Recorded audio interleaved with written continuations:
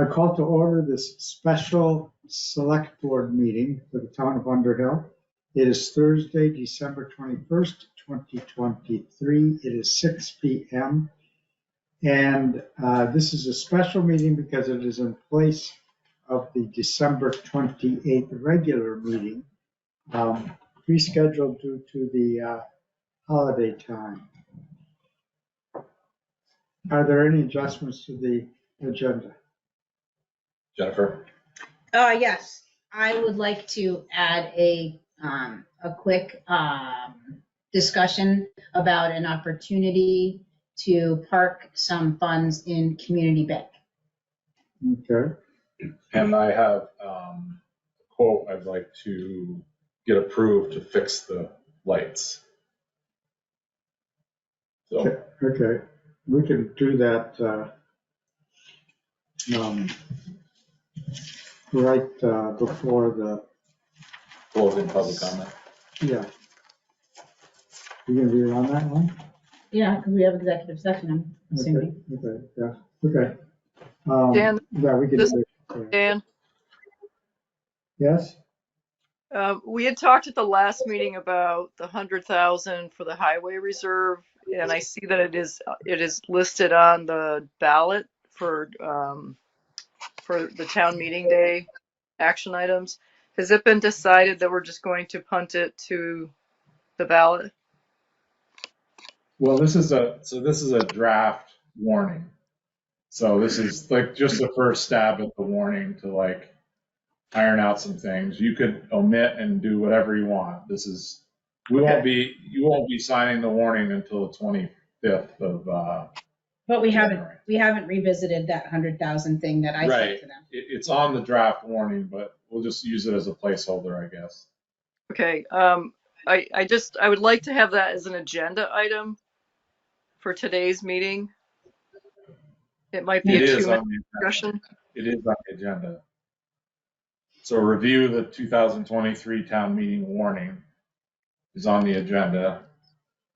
Right, But the specific item, Brad, was at the last meeting, we were going to talk about what you have listed now as Article 8, which is shall the voters move 100,000 previously approved in March of 2023 from the highway budget into the highway reserve fund. And I did listen to the tape of the last town meeting, and I just wanted to know if we were going to talk about this as making it a select board decision versus putting it back on in front of the. Right. I would say this whole warning is your warning. It is, even though it's specifically not addressed in the agenda, I don't know, however you want to do it, but Okay. I think. So Brad, you feel we can, on the warning, it's fine. We can talk about it there. that's what I feel, yes, because it's germane to what's on the agenda. Okay, I'm fine with that. good, thank you. So is there anyone who wants to make a public comment at the opening? I don't see anyone here who is wanting to do that or on the Zoom call or go to meeting, as the case may be. So we will move on to the first item on the agenda, which is open the public hearing for the final, for the Harvest Crossing project. Now, I'll have a paragraph to read that explains that. The town of Underhill received a $50,000 planning grant from the state of Vermont. Can we hold up for just a second? I think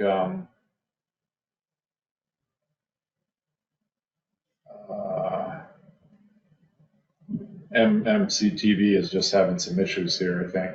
You can just hold up for a minute. Okay. Eat your shortbread.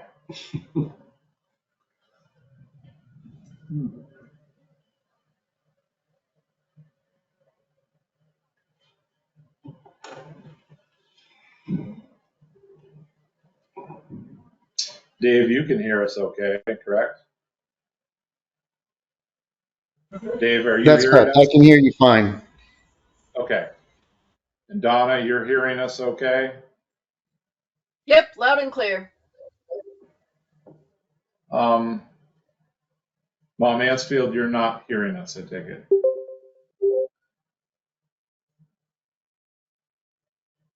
this Testing, is can you hear us there? okay.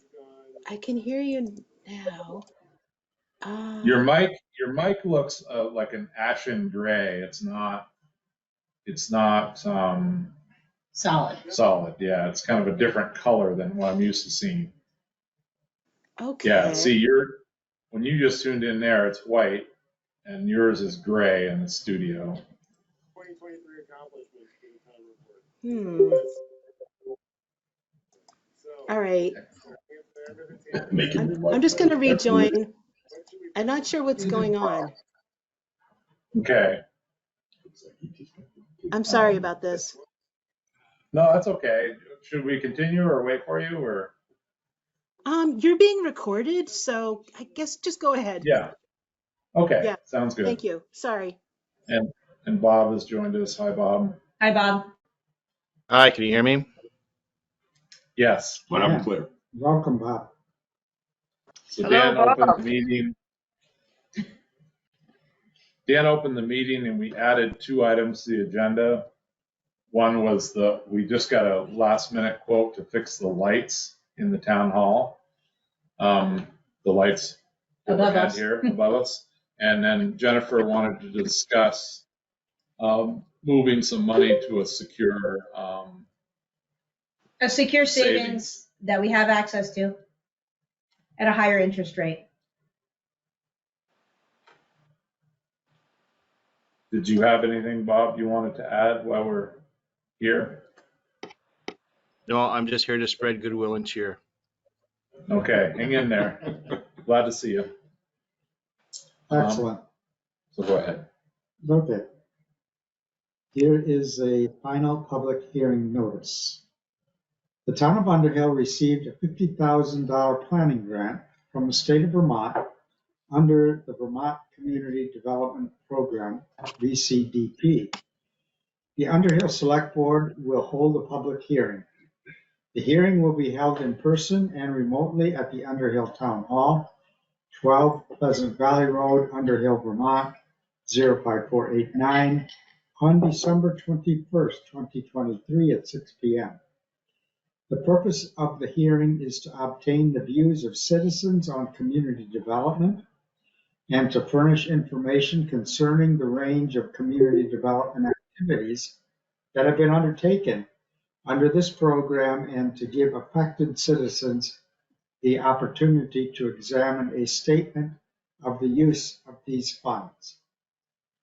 The VCDP funds received have been used to accomplish the following activities. Number 1, a HUD environmental review, including a wetlands delineation and an archaeological assessment. 2, engineering design and planning. 3, permitting prerequisites. 4, cost estimates for development. Information on this project may be obtained from and viewed during the hours of 8 a.m. and 4 p.m. Monday through Thursday, or 8 a.m. to 12 p.m. Friday at the Underhill Town Hall, located at 12 Pleasant Valley Road, Underhill, Vermont, or at www.underhillvt.gov. Should you require any special accommodations, please contact Brad Holden, Town Administrator, at 802-899-4434, extension 7, to ensure appropriate accommodations are made. For the hearing impaired, please call TTY number 1-800-253-0191. I will just add to that it was also published in the Burlington Free Press in excess of 15 days prior to this hearing and posted in 3 places around town. So I don't see any public present. I think Part of the hearing, is there something that we need to explain for the public record? I think for the record, it may be wise to just let Dan give a summary of how the project's going and what the money's been spent on so far. Good idea. Happy to do it. Thank you. Dan Mans, Pleasant Valley Road, Underhill. Thank you for holding this hearing. If we back the movie up a year or so, I came and visited with the select board at the beginning of this process, where we held a public hearing to ask for your approval in requesting this planning grant. This is the end of grant award, and it was one of the obligations of the grant that the select board hold a second hearing at the end, so that we could go over what has been done and what we've learned along the way and what the plan is for the future. So thank you for stealing all of my thunder and reading the report there, reading the warning, which pretty much was what I had to tell you. We did this significant HUD environmental assessment, which, because of the circumstances of the property we were looking at, included a wetlands delineation, which has been accomplished, the archaeological assessment, where they did find a few artifacts, including, I think, a bottle cap, a broken piece of a ceramic coffee mug, and one railroad spike. So, those were the sum total of the archaeological artifacts discovered down there. We had an evaluation of the parcel done, and we've engaged George McCain of McCain Consulting Engineers down at Waterbury to begin the engineering work for site planning. Where would we put the houses?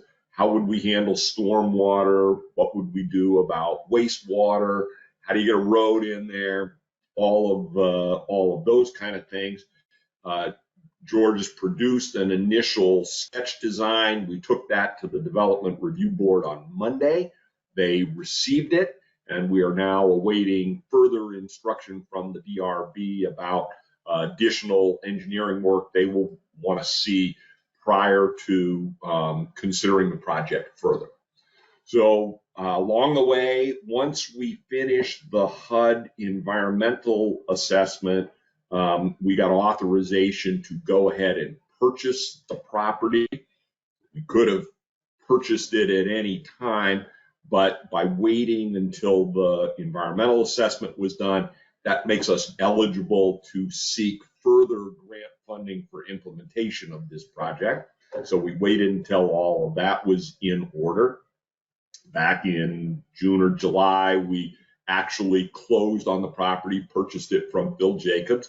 So the United Church of Underhill now is the official owner of that parcel.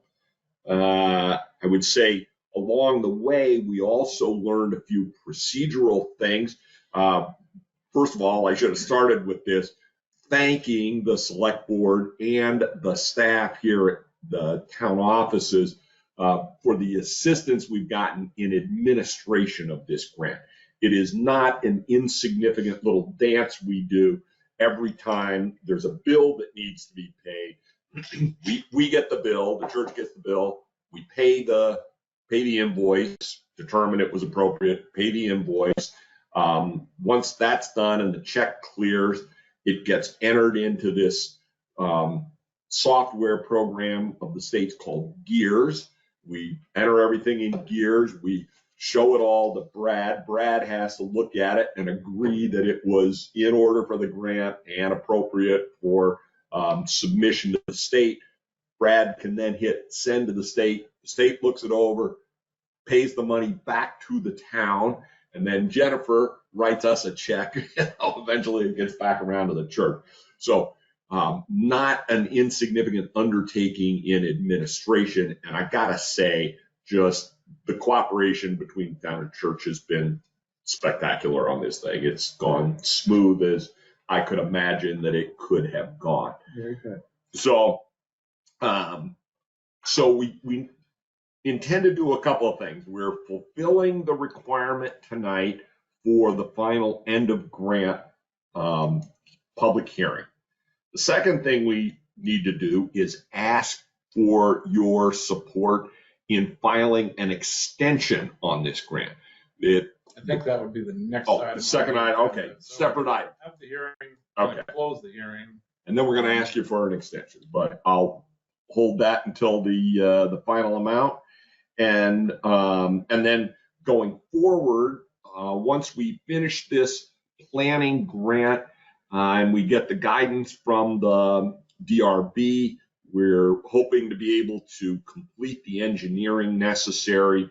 And then the foreseeable future is we'll be back to you at some point in the coming year with an application for an implementation grant and ask for the select board's support, because again, the town would need to be the applicant on that. And I am happy to answer any questions from the public or the select board about the planning grant or any details about anything we've learned along the way.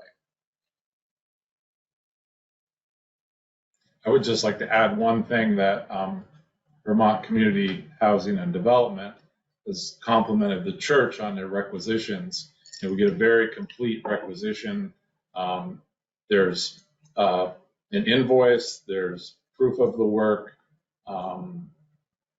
Jennifer and I go through, we validate everything, and Vermont Community Development has complimented the church some of the best requisitions that they've seen. So I feel really good about. I have nothing to do with that. Al Samard is doing our right, but treasurer it's work. Very thorough. Yeah. And it's very easy to follow, and all of that is here for the public if anybody wants to see it, even after this is done. Yeah. Thank you. You folks have worked very hard. Thank you. I don't really have any questions, having followed it from the beginning of the grant and the work. I would invite anyone else if they have questions or any other input on what was said thus far.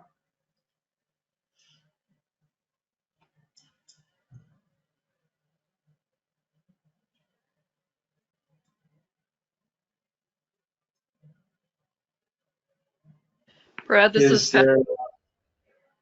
Go ahead, Patty.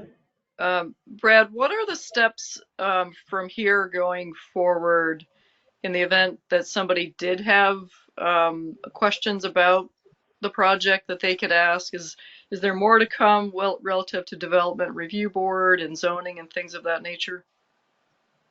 Yeah, so we had the church had a sketch plan hearing or sketch plan review. That review was continued to the next meeting. We just had that meeting last Monday or this Monday. The DRB was satisfied that they had enough information for a sketch plan. And in the sketch plan phase, they issue what's called an acceptance letter. Basically not a decision, or it's not an okay, but they just basically accept the application and approve it to go forward. So there'll be a preliminary review, which may be 1, 2, possibly 3 hearings. And then the next stage is final subdivision review. So it's a long road ahead of us. I say ahead of us because I'm helping with the zoning part of it, but and then at that point, the project is approved with conditions, and then it can move forward.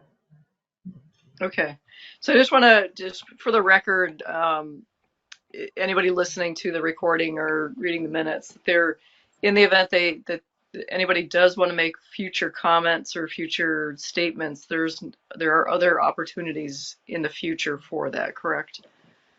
Oh, absolutely. And actually, we had a lot of participation for the sketch plan hearing. We received 4 letters. Some people voicing concerns. Yes, there'll be plenty of opportunity for people to be heard. And and for people to disagree with the approval and appeal if they wish. But we're hoping it doesn't get to that point, but plenty of public input, plenty of warning as well. You know, we send letters out. As a matter of fact, it's not even required to send notice of a sketch plan hearing, but we did. So. And how does the DRB involve and invite the public? So there's a warning in the paper 15 days prior to the hearing. All the abutters, the interested parties, get certified mail that that the hearing is taking place. The hearing materials are posted on the website, or they can request them physically. They can come here and look at the file, and then it's posted in our 3 posting places around town.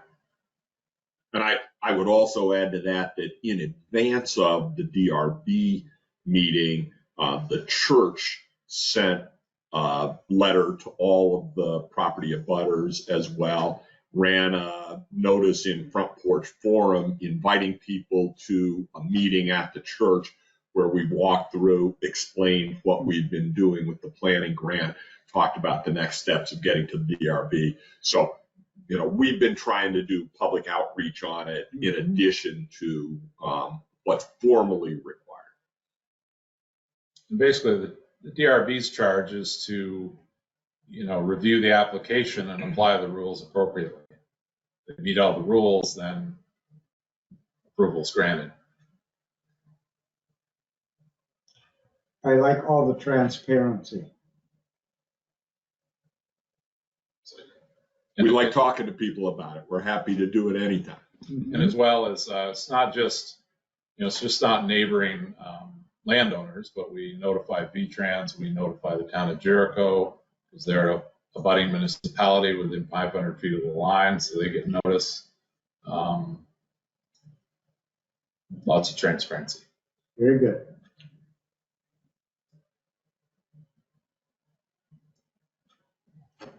So I guess we could probably close the hearing if you'd like. If there is no other comment on the planning grant, we can move on to the next item. But we close with the motion, I assume. I move that we close the public hearing for the planning grant from the state of Vermont. Is there a second? Second. Is there any discussion? All in favor? Aye. Aye. This motion carries 3-0. So we move on to the extension that you are going to talk about. Thank you. Thank you. So it turns out that all of the activities to date that we have been invoiced for and billed through the town to the state and back, I think we believe we have spent a little, somewhere between 40 and 42,000, I think, of the planning grant. We have somewhere between 7 and 10,000 remaining. We think we will not get all of that spent by the end of the year. We were delayed on this project at a couple of different points. There were some deed issues that needed to be resolved legally that held us up a little while.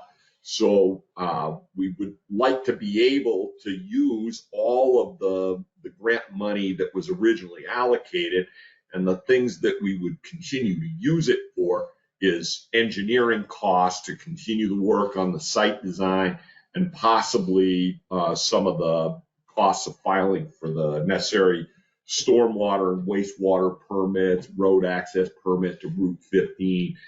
We'd like to, if we have enough money, be able to use all of this 50,000 up on those kinds of activities.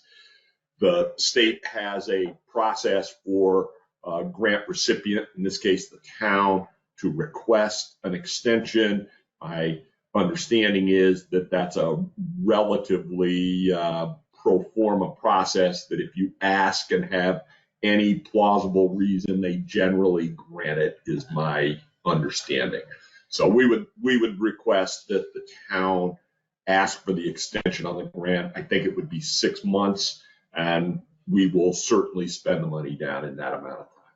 So this is all because, you know, those 4 items that I read in introducing were not completed.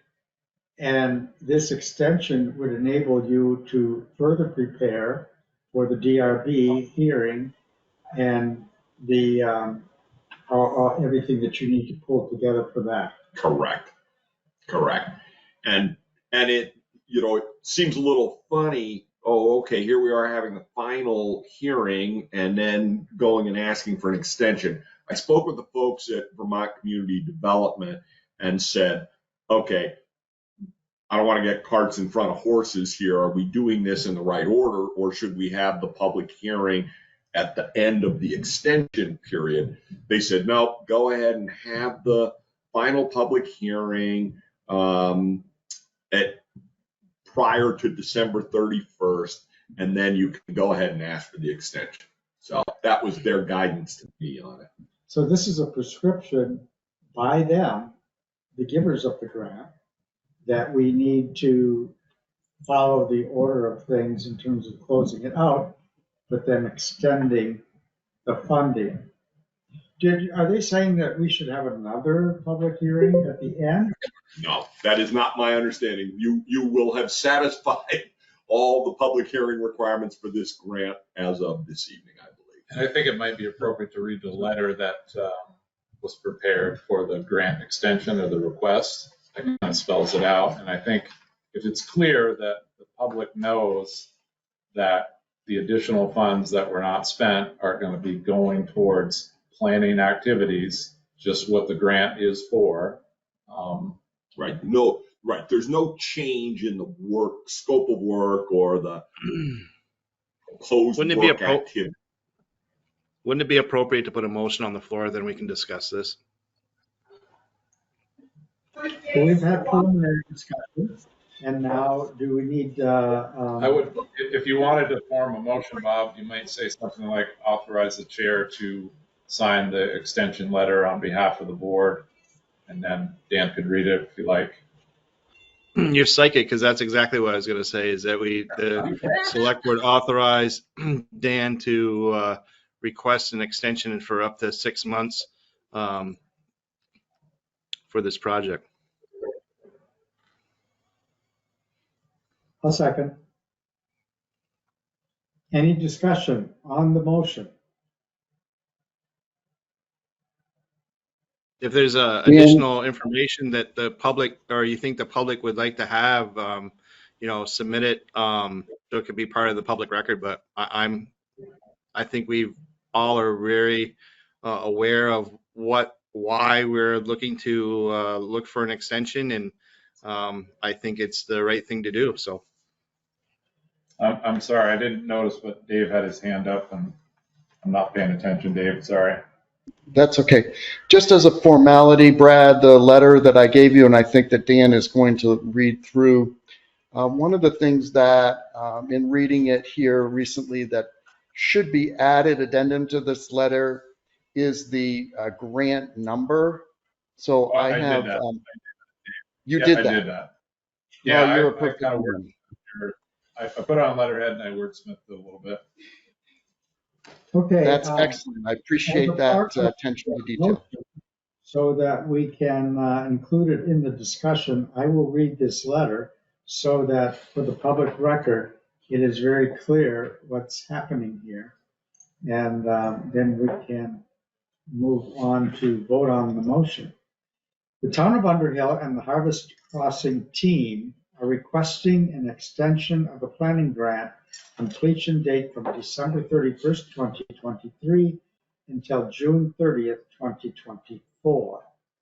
The Harvest Crossing group is managing a very tight budget So we'll need the remaining amount of the planning grant dollars to get the implementation of the project, which is projected for July 2024.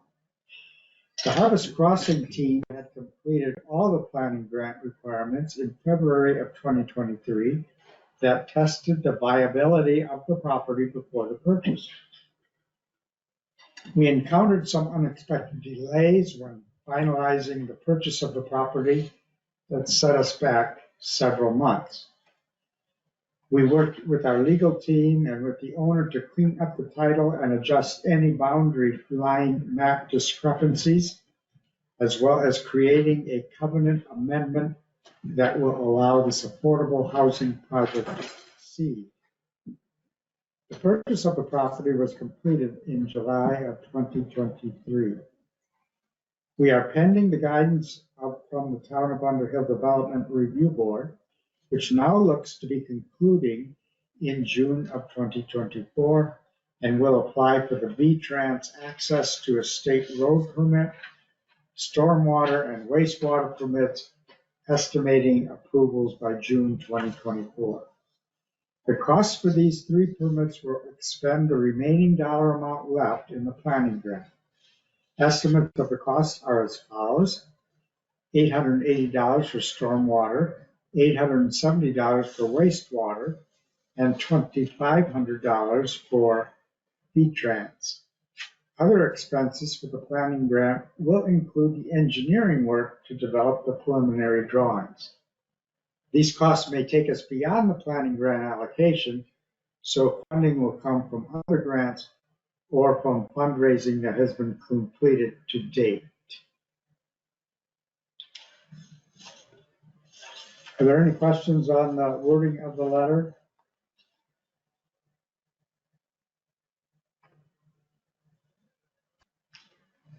Nope, very thorough. Any other questions on the motion to authorize the chair to sign this particular letter? Then I will call the question. All in favor of the motion that we extend the planning grant and that I can sign this letter for that purpose, signify by saying aye. Aye. The ayes carry this motion 3-0. I did have one question. Now that we got that out of the way, I noticed that, Dan, you have a lot more gray hairs since the last time we met, and Dave doesn't have as many. So I didn't know if it was because of the stress load from all of this grant business or what was going on. But, Dave seems to be pretty cool, calm, and collective. Dan, I don't know what, his secret is, but you might want to check in with him. Okay, I'll look into that. I gotta say, the fact that two of our select board are so sick they can't be here seems to be the best argument to increase the size of this select board I've ever heard. But that was just a parenthetical comment. You guys all have a happy holiday. Thank you very much. Thank you, Dan. Merry Christmas. Thanks, Dan. Take care. Thank you, Dave. Always good to see you. Good to see you guys. All right, now we'll get to some fun stuff. Not that wasn't fun. Well, that was just a hoot. See y'all later. Take care, Dan. Good to see you. Russ, you want to explain the?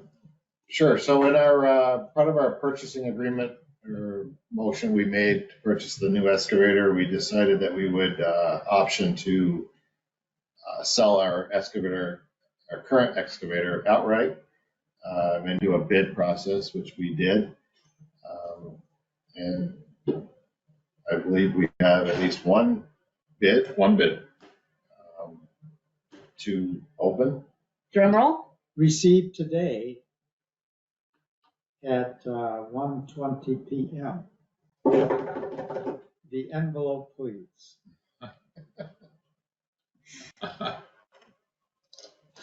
Just don't cut yourself. Putting myself on the public record for not being.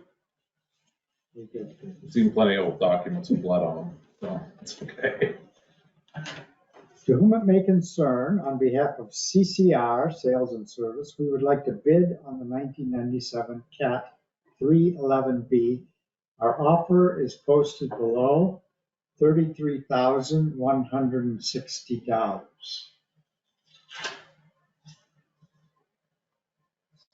Please contact Casey with any questions.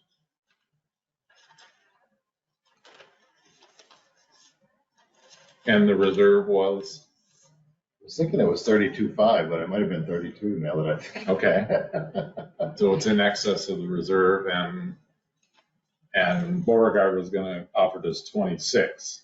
26, correct.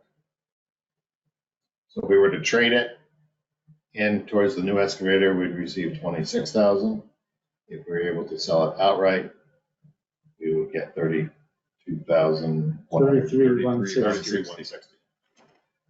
Yeah, so it's in excess of our minimum bid. So in a closed bid arrangement, do we need a motion to accept that closed bid? Correct. I would move then that we accept this bid from CCR Sales and Service to sell the 1997 CAT 311B for an amount of $33,160. Is there a second? I'll second that.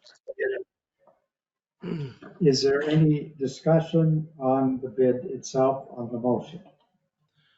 When are they planning on taking delivery of that, and when are we planning on taking delivery of our new piece of equipment? So the new excavator is in Colchester at Beauregard Equipment. Missing one piece being the counterweight option that we chose to purchase. And Randy, the salesman, mentioned, or he thought that the expected shipping date of that was January 3rd. So I told him that there was no really need to deliver it to Underhill and have to deliver it back to Colchester to have that added on. Keep it right there and get it installed. So our plan would be is to be able to keep our current excavator until the new excavator is delivered, so we didn't have a lull just in case we had a event that required us to need the excavator. And that would be basically a flood or major catastrophe, probably at this point in the game, time of year. So we'd hang on to that until the new one arrives in our yard. Is that okay with CCR? That was how it was expressed in the bid process, that it would be, could be delivered, could take possession after the new one arrives. Okay. Well, if that's the case, I'm good with it. And Russ, the sale to CCR, I assume is as in condition. We're not making any express implied warranties of the equipment, and that's No, part of the as purchase. is, yeah, no warranty. Okay. Yeah. Great. Excellent job, Russ. Thank you, Patty. All in favor? Aye. This motion carries 3-0 with no opposition. So I Thank you included, for your work. so I included in the packet the two invoices. So we'll be writing a check for the larger amount of the two. So the dealership would like to get paid for the machine, which I understand totally from coming from that industry prior to the end of the year. Dwayne and I did take a ride down to Beauregard's to review the machine and to make sure it's everything that we thought it would be, part of their bid process, and which it is. So we've actually touched it, sat in it, ran it, have accepted it. So I told them that we would go through this bid process and see how that went. And then we would, with your approval, we could pay them before the end of the year for the machine. So if you're gonna do that, then I would like you guys to make a motion that you're to pay them without, because it won't be on a warrant. Since between now, basically that means I have to write the check tomorrow since I'm gone. So if I can put it on the next warrant, or I can just do a warrant tomorrow separate for it, and it will be ready for you for your next meeting. But if you guys could approve that, we'd be, And then the amount would be, 209, 209,000. Yes. I move that we pay 209, 370 to Beauregard for the new excavator before the end of the year. Second. Any discussion on that motion? Jen, can you remind me, are we taking a loan out at any of this, or is this straight out of cash reserves? we already obtained the loan for the excavator and the trailer several months ago. We just only purchased the trailer. So the money is in our account. Okay. So when we get the $33,160 from CCR, will that go toward paying down the debt obligation immediately? So basically we're prepaying a big chunk of it. Yes, that would be our goal. That probably wouldn't happen right away. It'll happen next month. Okay. All right. Awesome. Thank you. Mm-hmm. Great. All in favor? Aye. Aye. Opposed? Nobody. The motion carries 3-0. All right, it's 6:41, and the next item on the agenda is the 10-year capital outlook. Kurt is here. I included it in your packet.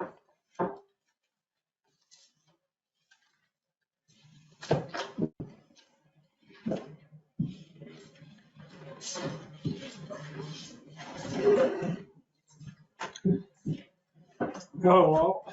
Hello. Okay. Any questions up front, or should I just walk through it? I'd like you to walk through it for the public record and also just so that we can react to what is said. Yep. Okay. So the format hasn't changed. We have a summary page followed by 3 detail pages, and then the last page has changes essentially from previous fiscal year as in last year. So with this year, one of the points that you'll see on the change page is, and I don't know if you've done that already this evening, but there's going to be a discussion about the reserve that was.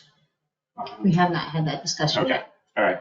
So originally we had $100,000 add to the reserve in the column where it says reserve adds for this fiscal year. It was a floor vote back in March. I had that in there, but I took it out because I know there's some discussion that needs to happen before we finalize that. So you'll notice that our reserves are near zero at the moment. Concerns that I see on the front summary page are in a target grand total column. We were trying to manage increases of about 20K per year going forward from 2024. As you can see, we're kind of outside the box on that for quite some time. When you dig down into the details of it, and we'll cover that in the change pages, you'll see that the vast majority of that's coming out of the equipment costs side of it, and not so much out of the infrastructure or the paving. Moving on to the equipment page, I believe we have this where it's supposed to be. We added a column for the 08 dump truck, which at some point in time, we last agreed it was going to be 2025. It would be replaced by the one that we have acquired via lease, and we'll need to pay some amount for that. At this point, I've got it down for 40K. Depending on the time of year, that may be a different dollar figure, but That's that's if the that's to placeholder. be. If it's to be purchased, that's TBD. And that's the one from, what town was it? Peachum. Peachum.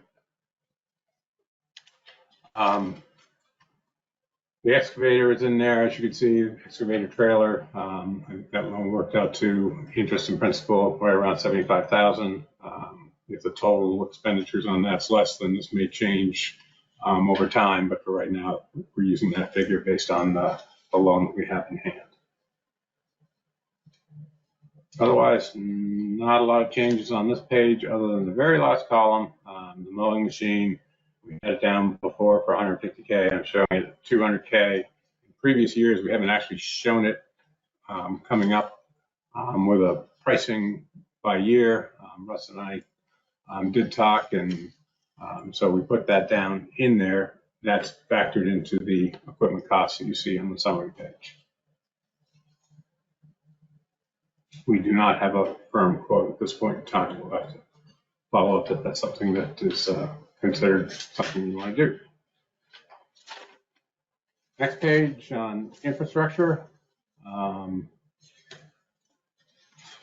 We're getting close to the end of the note that we had on the Corbett Bridge and Poker Hill rebuild project. When those end, our intention was to pick up on Bridge 7, which is in the center of the page.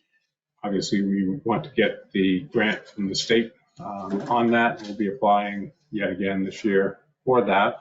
We did not receive a grant for Bridge 7, as you know, last year or earlier this year. Mm-hmm. But we traded in the Mountain Road, which We that haven't one out heard anything yet. to improve our chances. We have not heard anything as yet. We also tie in the English settlement rebuild, and that price used to be at about 400,000. We're estimating that to be closer to 500,000. That's a rough estimate. We have not had an engineering estimate at this point in time from a firm to give us a more concise figure. Idea behind this one is that we would be taking a 20-year loan out covering both Bridge 7. Is that Upper English settlement? Yeah. Upper road back towards Right. where the last work finished off that the town road crew had done 3-4 years ago or so. And then the last column is kind of new. There's a few areas in town that we found based on inspecting about 60 culverts. Mike Weisel and myself went through and we picked out of the list that Brad provided us of, I think it's 800-900 some odd culverts, all the large ones. And our concern was after what we'd seen happen at Poker Hill, North Underhill Station, with the bottoms rotting out, that if we had any more large culverts, these would be pricey. So let's go understand the state of affair. So we went down through, again, 50, 60 some odd of these pipes, and we found a few that are in similar kind of situation, not as bad as the ones at Poker Hill NU Station, but they're getting there. So within the next 5 years or so, we're thinking we'd want to do the same thing that we did there, repair them rather than replace them. One of these pipes is quite large. So our thoughts are that the cost of replacing versus repairing is favorable. So those are added onto the list with a rough ballpark estimate on what we think those will cost. And one can make that decision based on, early detection. Yep. Which is what you did. Yep. So good for you. There's still a lot of culverts we have not looked at. We did happen to catch a few smaller ones that weren't really in our purvey of ones to go look at. We were just after the big ticket kind of ones. But we did find a couple others, and we passed that on to Russ, the information regarding problems with those particular culverts. And then there's New Road. And Russ, I don't know if you can talk to them yet about your experience with the undersized culverts. But I've got it up here as a question mark because we still haven't really formulated a plan as to how to deal with that. We do have a situation there where the road up to the town garage has what are undersized for that watershed. And we need to at some point make a decision as to how to proceed on that. I think that's it on that page. The paving page has stayed pretty similar to what's been out there, other than because we weren't able to finish up on Pleasant Valley for the stretch we had planned to do from just above New Road past Harvey Road.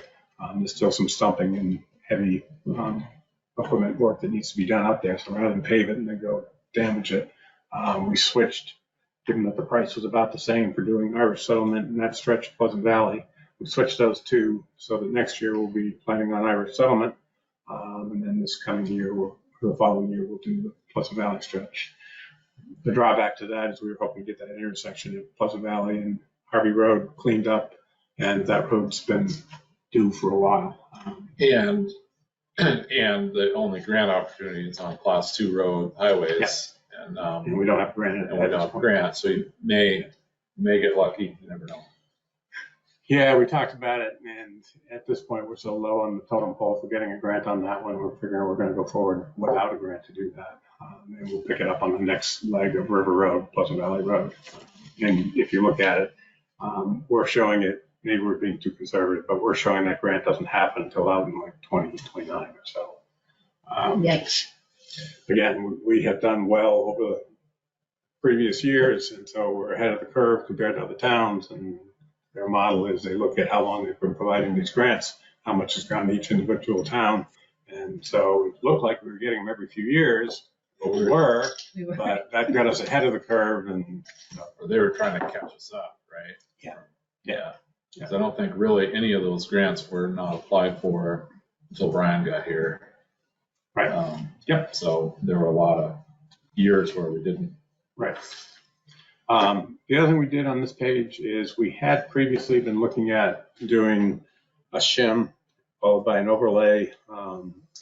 And that process, we decided when we were looking at the stretch above New Road and past Harvey, where there was well over 15, 16 inches of pavement, that continuing to add on to that is getting to be outside the realm where we wanted to be. So we switched everything over to be coal plane off 2 inches, put back 2 inches. Since you're keeping the level constant, you don't need shoulder gravel for that. And so when you did the math on how much it costs to do it that way versus the way we had been, it actually comes out about the same, sometimes even a little bit cheaper. Again, it depends on how much coal planing costs. And we've added a column for that on this spreadsheet, and it's fit into the model. The numbers, if you look at them, look pretty similar to where they used to be. So not a lot of changing in there. Again, the big switch is just Irish settlement for Pleasant Valley in terms of changing the order in which we're doing things. Otherwise, that has stayed pretty similar to what you've seen before. I'm going to skip over, and I didn't print a copy of it, but Jen had asked me to work up the detail of what we spent on the paving back in 2022. That was more for her purposes of just keeping track of where we spent dollars on the roads historically. So that gets us to the changes page. And I'll just go briefly through each of the sections. So on the summary section, as always, each year we add a new year. So fiscal year 33 is out there, keeping it at 10 years. I talked about the 100K reserve. That used to show in there, but until you guys decide, I'll wait till I hear from that decision before I make that change. The primary increase in spending is, and if you notice on this change page, I've got a second column, and it is what I call a 5-year outlook change. So I'm looking at fiscal year 24, the one we're currently in, back 5 years, and comparing that 5 years worth of spending to the forward 5 years worth of spending. You would expect it to be typically higher with inflation and so forth. So when you do that math, for the equipment, I'm seeing a 250% increase. Some of that is due to the conversion of the dump truck fleet from singles to tandems. Some of it is price increases on the trucks themselves. We pulled in the excavator a bit sooner than what we had originally planned. And we've added a mowing machine, which previously we didn't have any costs in there. So those are the primary drivers of that spending increase. From an infrastructure section perspective, that went the other direction. I was kind of a little surprised by that, but then I thought about it and it sort of does make sense. That went down by 60%. And what it is we were purchasing straight out in that 5-year period the rebuild work that was done on Irish Settlement and on Poker Hill. We took a 5-year note out that covered the Corbett Bridge and a piece of Poker Hill. So that was money intensive in that 5-year period. Going forward, we're looking at doing 20-year bonds, and when you do that, that stretches the payments out, so the numbers come down. So it's actually not a bad thing to see that happen. It gives us some room for if we have something that comes up that needs attention, we've got, I think, some room in that. Or to compensate for the 250% increase. Correct. Yep. And then the last one, the paving section, that's up about 3%, which kind of fits with where the cost of asphalt has been going. It has just been ratcheting up year after year, and so seems reasonable. Again, the change from doing the shim and overlay to going to cold plane and paving didn't change it a whole lot, maybe a little bit. But that's basically the major changes. Any questions? So the numbers on the excavator will change, right? Because we know exactly what we've got now. We got 209, we made 33, the trailer was 40. So that should go from, We still have to purchase our attachments. right, I know, but we could probably pretty safe to take about 80 grand off of what you're projecting here. We were 115 too much right now as it stands. I don't know what the attachments were, but We're still finalizing that. okay. But I'm just saying those will go down a little bit, right? Yep, there's opportunity there, for sure. A question about why do we have fog lines on Park Street and not on some of the other streets? Part of Park Street has fog lines. The part with the sidewalk, it does not. But where you get past that, it does. And the other streets, you're on the 2022 page. That was where I was asked to detail it out. Right. Yeah, so some stretches had fog lines and some did not. So what's the purpose of having fog lines on a street that's a 25-mile-an-hour street? And coming home on River Road sometimes on a rainy, dark and scary night, I kind of would like a fog light every now and then. And I'm wondering why Park Street, which is lit at places, I guess that's does timing. not have it.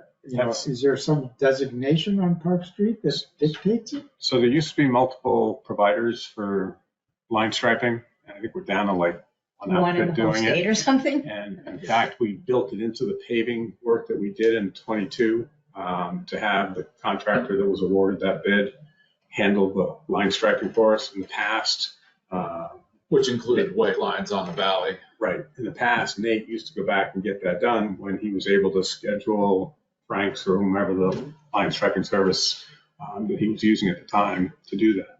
So I'm guessing that River Road fell in that in-between period where he was looking to get it done, but wasn't able to line them up in a time frame.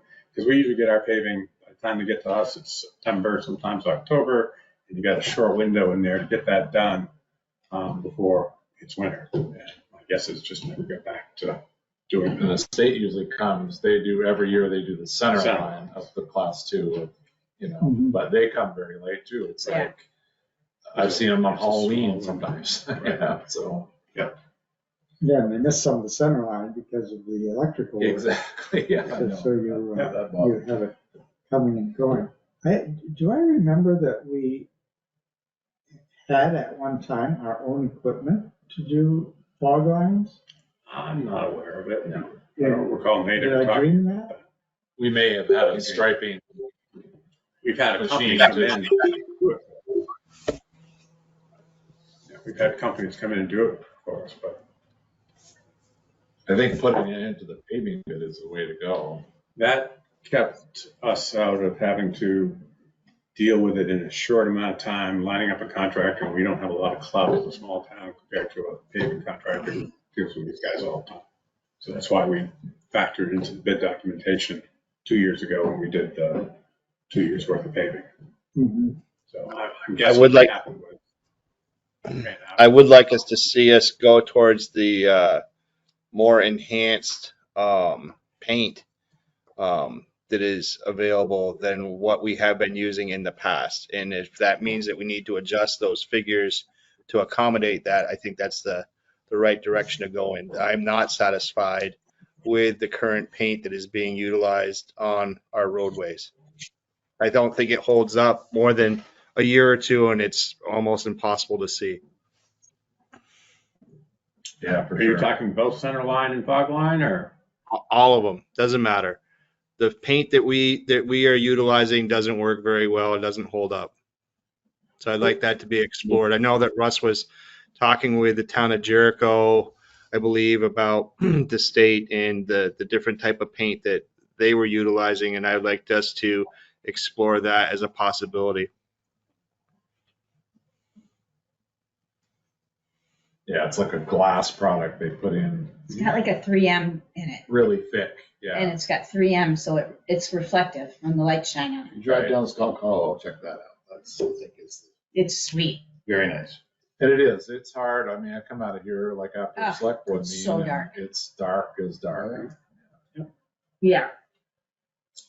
Yeah, we can look into the bid document and make sure we specify it. But then you think, well, if the state does the center line every year, would you be thinking center line too, Bob, or? Well, I think it's most important to have the fog line so that people know where the edge of the road is to, that's get the fog line. But if we can, I don't know what this stuff costs. I mean, this is just, me thinking out loud, but, if this is going to be astronomical, then I think we need to be, somewhat mindful of that. But if we're going to have to choose between one or the other, I would think that you'd want to know where the edge of the road is, before you went for that center line. That's just me. Yeah. Well, I just want to Yeah. say that I think this spreadsheet that you guys do is really, really helpful for us for our long-term planning, short-term planning, the budget process. It makes it very easy for me to look at what's coming down the pike and start to think and plan for, working with Sherry on the debt pieces. And so thank you, Kurt, for keeping up with the spreadsheet. It's really helpful. Yes, it's very clear. And how long have you been doing that? Since we started. Initially, it was a 5-year, and then we started to realize that 5 years wasn't looking down the road far enough. Right. So probably a year or two later, we switched to doing 10 years. So at least the last 3, if not 4 years, we've been doing 10-year ones. And I agree. It's very helpful. it enables us to cover the full cycle of paving in town. And gives us a pretty far outlook on trucks, equipment, so that it's not potentially going to be knocking on your door and you go, oh, where'd that come from? Right. Okay, Thank you very much. you're welcome. Do you want to be here for part of that discussion on the? Yes. You're staying. Okay, okay. We're on to the version 3 of the budget. Version 3. Everyone have their version 3 budget. I think I emailed it to everyone. And I gave Bob and Patty a couple extra goodies too, just so that they had them, because I knew they weren't going to be here. So just to highlight, this doesn't preclude anyone from bringing up any additional issues or changes that they would like to discuss. But the way that we've been going through it is to discuss those items that changed from version 2 to version 3, which are highlighted in blue this time around. I like to change the colors around to keep you guys on your toes, and it makes it easier for us, because otherwise the numbers just get kind of crazy. So I will mention the page number and the item number, but you should also have a sheet that says version 3 budget discussion. You got an extra copy of that? I just handed you one. Or you hand me the budget discussion? Yeah. Okay. Yeah. So page 1, grant income, you'll see that we removed that. There was a 60,000 there last version. It did not mean to be there. That was just a leftover.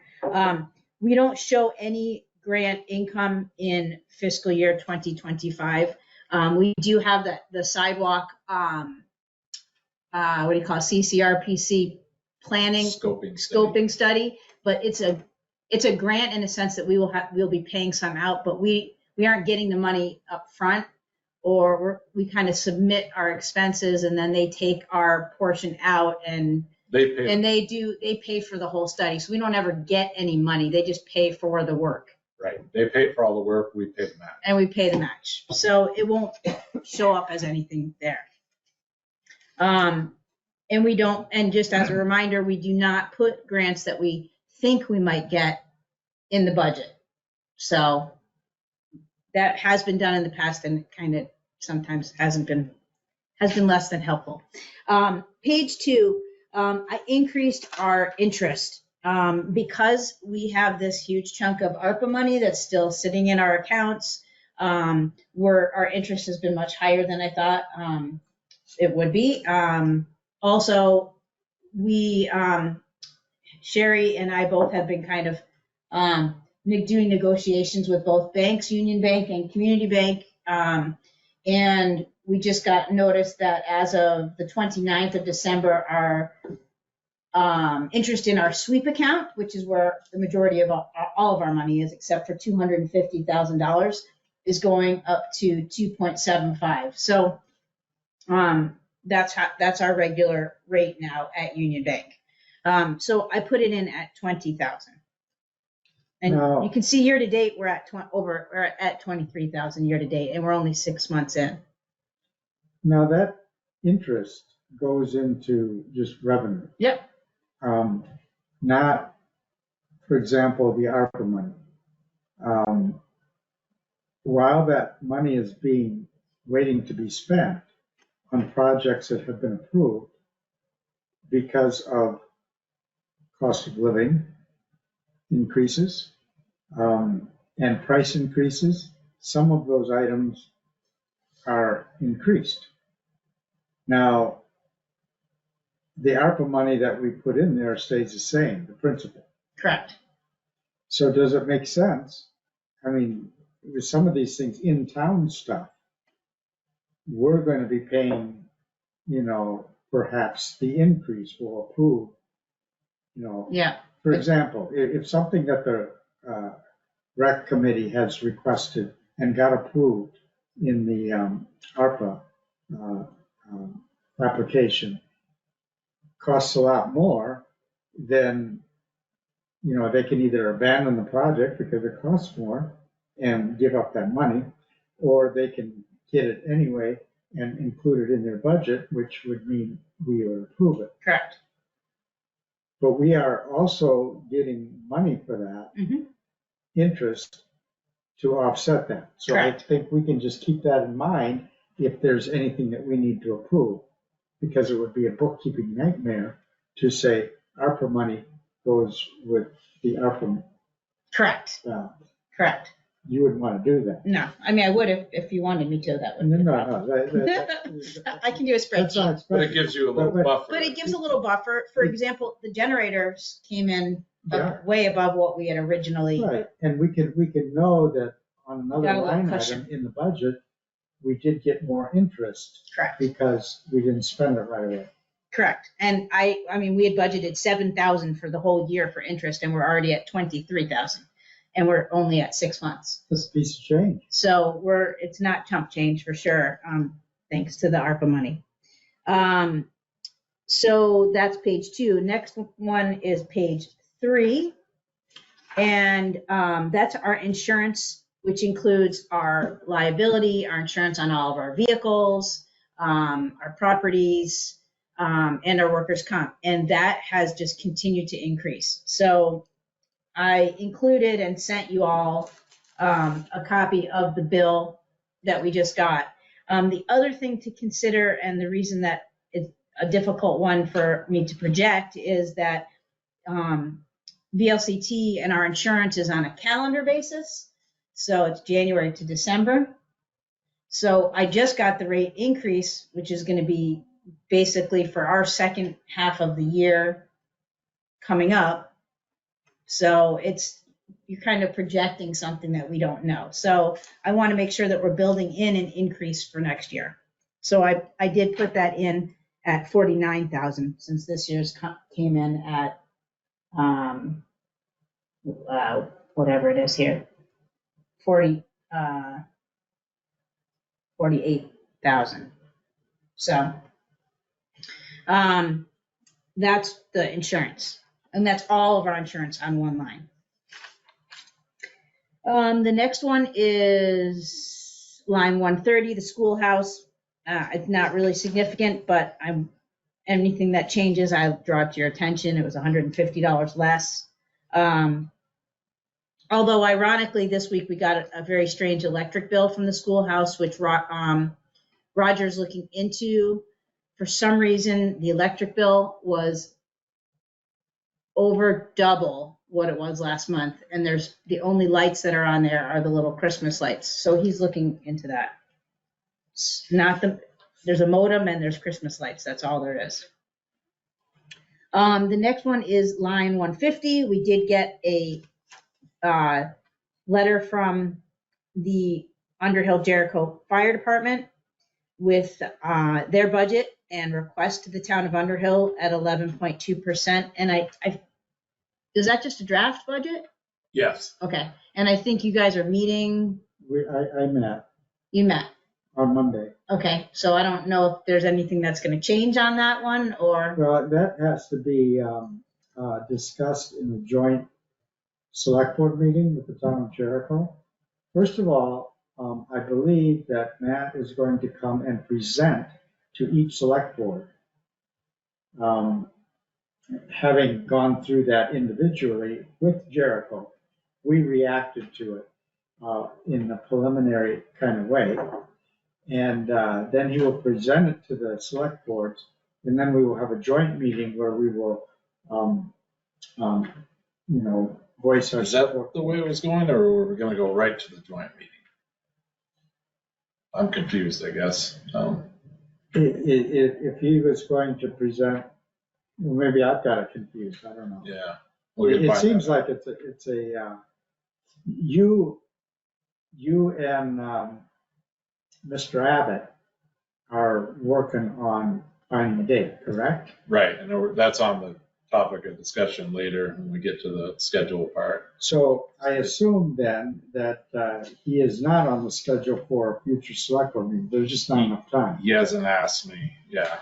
Okay. So, I think the thing to remember is we've got some drop dead dates coming up here where we have to have our budget approved and, be ready to go to print. So we don't have a lot of time to do that. So anyway,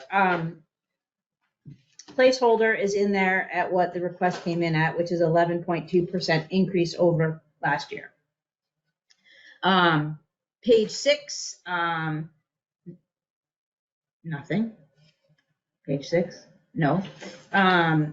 Page 7, line 214, capital. That's the match that we would be paying for for our share of the sidewalk study. some of those, since the timing is a little off, we may get some minor bills before the fiscal year starts. However, I did bring that up to Forrest at CCRPC, and maybe they'll defer the invoices to us until July. I'm not sure. Yeah. But they'll be minimal, and we should be able to bridge that. So those are the comments. The only other things, and I'm hoping that if we have our executive session, we can discuss this further, but I wanted to make sure that everyone was aware that the state of Vermont announced that there's a new child care tax that every employee has to be paid for every employee. And I thought I had it here somewhere, but I don't. I gave it to everybody, but it's a small amount. If some towns, some large towns are actually are taking it out of their employees' paychecks. At the Vermont Government Finance Officers meeting, some of the bigger towns, South Burlington, Winooski, they are putting the burden of the new tax on the employees and withholding it, just like you withhold any other tax. It's a very small amount based on our projected gross salaries for next year. It will cost the town less than a couple $1,000s, under 2,000, I believe it's the total, if the town was to pay for it. So I have that built into our salaries, benefits, payroll taxes, and we can go into that further later, but I did include that in some of the stuff, something that I sent you. I just can't seem to find it at the moment. Now going on to the highway numbers, a couple of things that came up line, again on page 7, line 229. That one increased to 50,000, and that was after a meeting that I had with the HEIC. They wanted to add 15,000 for English settlement and Bridge 7 engineering expenses, which would be occurring in fiscal year 25 for the work that would be done in the next years. Why for Bridge 7? I thought we. Let's go permitting. The permitting and, Oh, okay. and engineering. Yeah. All right. Still on the docket. It's conceivable, we may do that, but. And as long as the project goes forward, we may decide to move those items into the capital expense. But for now, since the actual projects aren't in that same fiscal year, they're in there under an expense. The next ones are page 8, and I think Russ can talk about those two. That's the gravel and the chloride. I went back and now that I put our year-to-date numbers in, I saw that we'd only spent about 30,000 in gravel. We overspent the year before, but certainly not close to 100,000. And then we were only at 30,000 for this year. So I went back to ask Russ, why 100,000? So that was prior to me, but I would say that was because we overspent on fiscal year 23, which, and probably projecting an increase in gravel expense price-wise per ton is my assumption. The amount that we've spent this year, we did not get a lot of gravel spread on the roads last year or this past summer. So the majority of our gravel we did purchase, we did end up putting a little stockpile in the yard and into some of our projects that we did, culverts and lowering the settlement. We did some gravel there, widening the road. So I'm projecting that probably moving forward, we will spend a fair amount more. We did haul in more today to get our stockpile a little larger than we've had. Makes it handy to have it in our yard versus having to truck it from Cambridge, depending where we are in town. So I don't think I would object to lowering that sum. I suppose I'd go back to 80, but maybe 90. I know our goal is to keep our road smooth and nice, so we do need gravel, that's for sure. Okay. I have a question. I don't want to get into a big, robust discussion, but I know that the class 4 study is going to be coming, and I'm wondering if there is going to be money associated with the new class 4 roads policy that we should anticipate, money for if we are going to do more for class 4 roads than we have in the past, if that needs to be adjusted into the budget accordingly. And I don't know if that has or has not taken place, but that's something that we should likely consider if we are going to be doing more for the class 4 roads. I can give you a little insight on that, and we held off specifically the way that, so class 4 road committee concluded their work and came up with a final report. And the way we left it was we made some changes at the last meeting. I circulated the final report out. And if there were no objections to the report or no substantive changes, we were going to present the report to the select board. Knowing the situation that you were in, Bob, and I know that it was kind of your idea to form the committee, we decided to hold off on presenting that tonight. And I haven't heard back from all the members, so I will ring them again, but I can give you a little glimpse of what they are recommending, and it's not gravel. So gravel would not be, it's not in their report. They did have, however, in their report that they like the idea that offering gravel to residents who live on class 4 roads or landowners that live on class 4 roads at the town's price. They highly recommended that. And I don't want to say too much more until the final report's been. No, and that's fine. I don't want to dive into the weeds. I just want to, like, if we are going to be likely looking into some of the recommendations of the committee and we haven't received that report, I just want to be mindful that before we get to the end of the budget, discussions, that we're mindful that there's that class 4 study that's going to be coming out and that we may be having to adjust accordingly. That's all. Sounds good. Yeah, makes sense.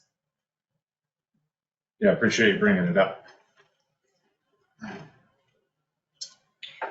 So the second, or the third thing about chloride. So I can't speak for prior to me why we didn't spend the money for chloride when we should have been. I'd just like to move forward in a positive direction. 3 things: smooth roads, dust control, plowed and sanded roads. It's what people want.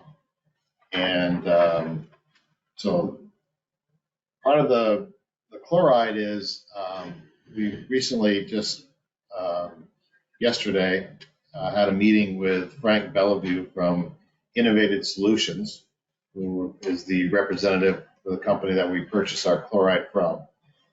And it was a fantastic meeting.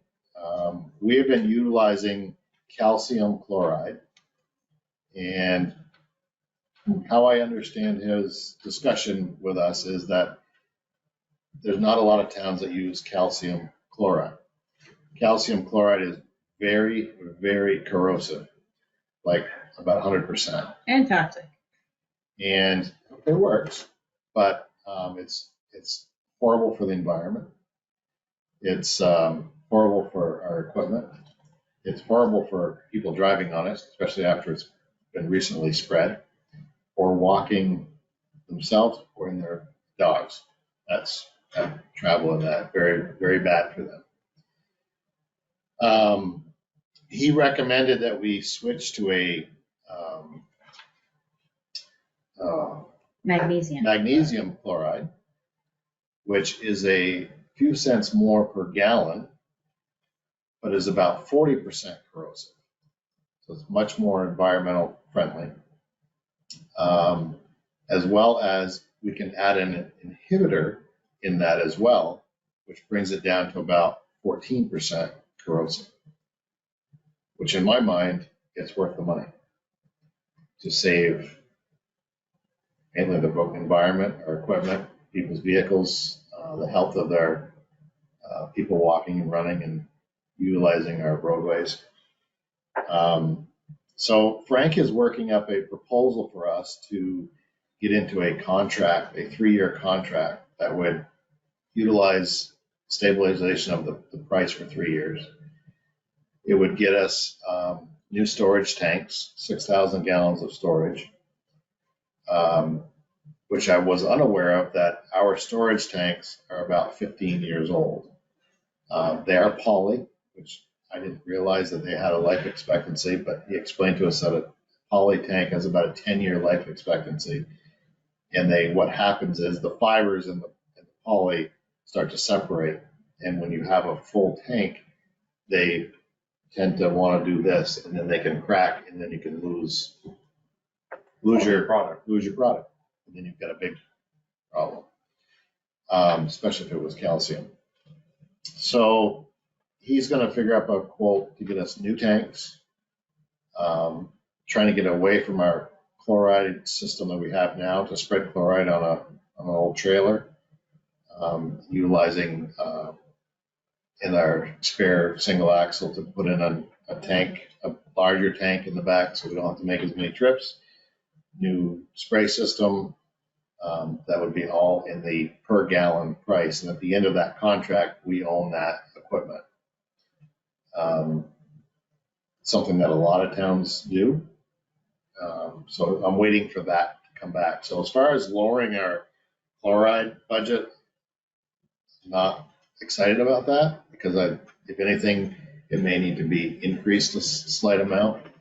And we're not talking, like last year we paid $1.11 a gallon. He expects it to go up maybe 5 cents a gallon for calcium this year. So it might be 10 cents a gallon to go the other direction that we just talked about, which includes new equipment. Is that what Cambridge has in those tall tanks? Yes. The magnesium? Yep. So when he gives us a price, could he give us the price, like, if we just kept doing what we're doing with our tanks, that, yes, they may erode, but what would it cost if we? Could. Okay, because I think we should have that, just so, for transparency, we know, okay, if we keep doing what we're doing with our tanks, that might implode. Per gallon, this is what it would be, and then if we do the new spreader, new tanks, and the magnesium, what it will cost. I'm sure he could. Okay, and if you give me those numbers, I'll put it them really in. simple, actually, because he can just give us current price for the coming year for. Okay, So we own the tank. It's not like propane where the propane company owns the tank. This is something that we purchase and we own. And we purchase it through the per gallon price of chloride. Mhm. So it's not a separate expense. you're building it into the. It's all cost. built into the 3-year contract. Okay. But after the 3-year contract, We own it. we own the tank, so the price would go down of the stuff we put in it for 7 years if it's 10-year life expectancy. Yes. So I never thought of worrying about my car corroding. in No, summer. no, you. No. How, if you can measure, I know you're not a chemist, but salt and, even the magnesium chloride, how is that relative? Is salt 5 times more corrosive, or are they equal? Should we start, doing undercarriage washes as much in the summer as in the winter? Or what's the deal? Well, I can get into it a little bit further. There's also options that we're looking into of adding, it's a different solution, but it's still magnesium chloride with our salt. Either pre-wetting the salt as it comes out of the truck, or pre-wetting the salt as it goes into the storage facility, so it's already treated. So right now, if we tend not to keep our truck loaded with salt unless it's storming or there's a storm coming, we will load and be ready to go. Now we don't have any snow for a few days and the weather outlook looks good, so we don't keep it loaded. But loaded with salt is very corrosive for our truck. Mm-hmm.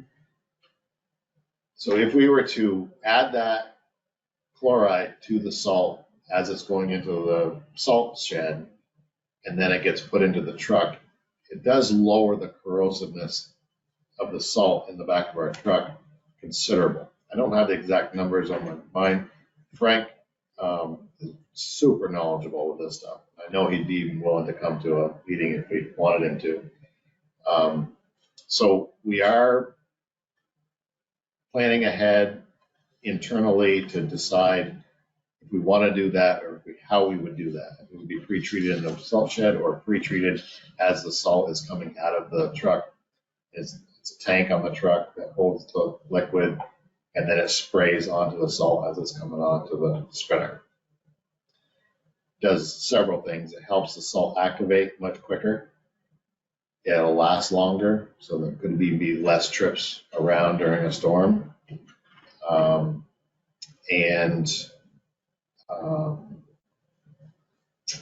I want to say about that. Less trips. Oh, so right now, if you take dry salt going onto pavement, you get what they call the bounce and scatter. So when we try to, the spinner is going really slow, but as it hits the center line of the road, on the pavement, you'll notice if you ever watch it coming out, it goes. So you can lose a large percentage of your salt off the side of the road.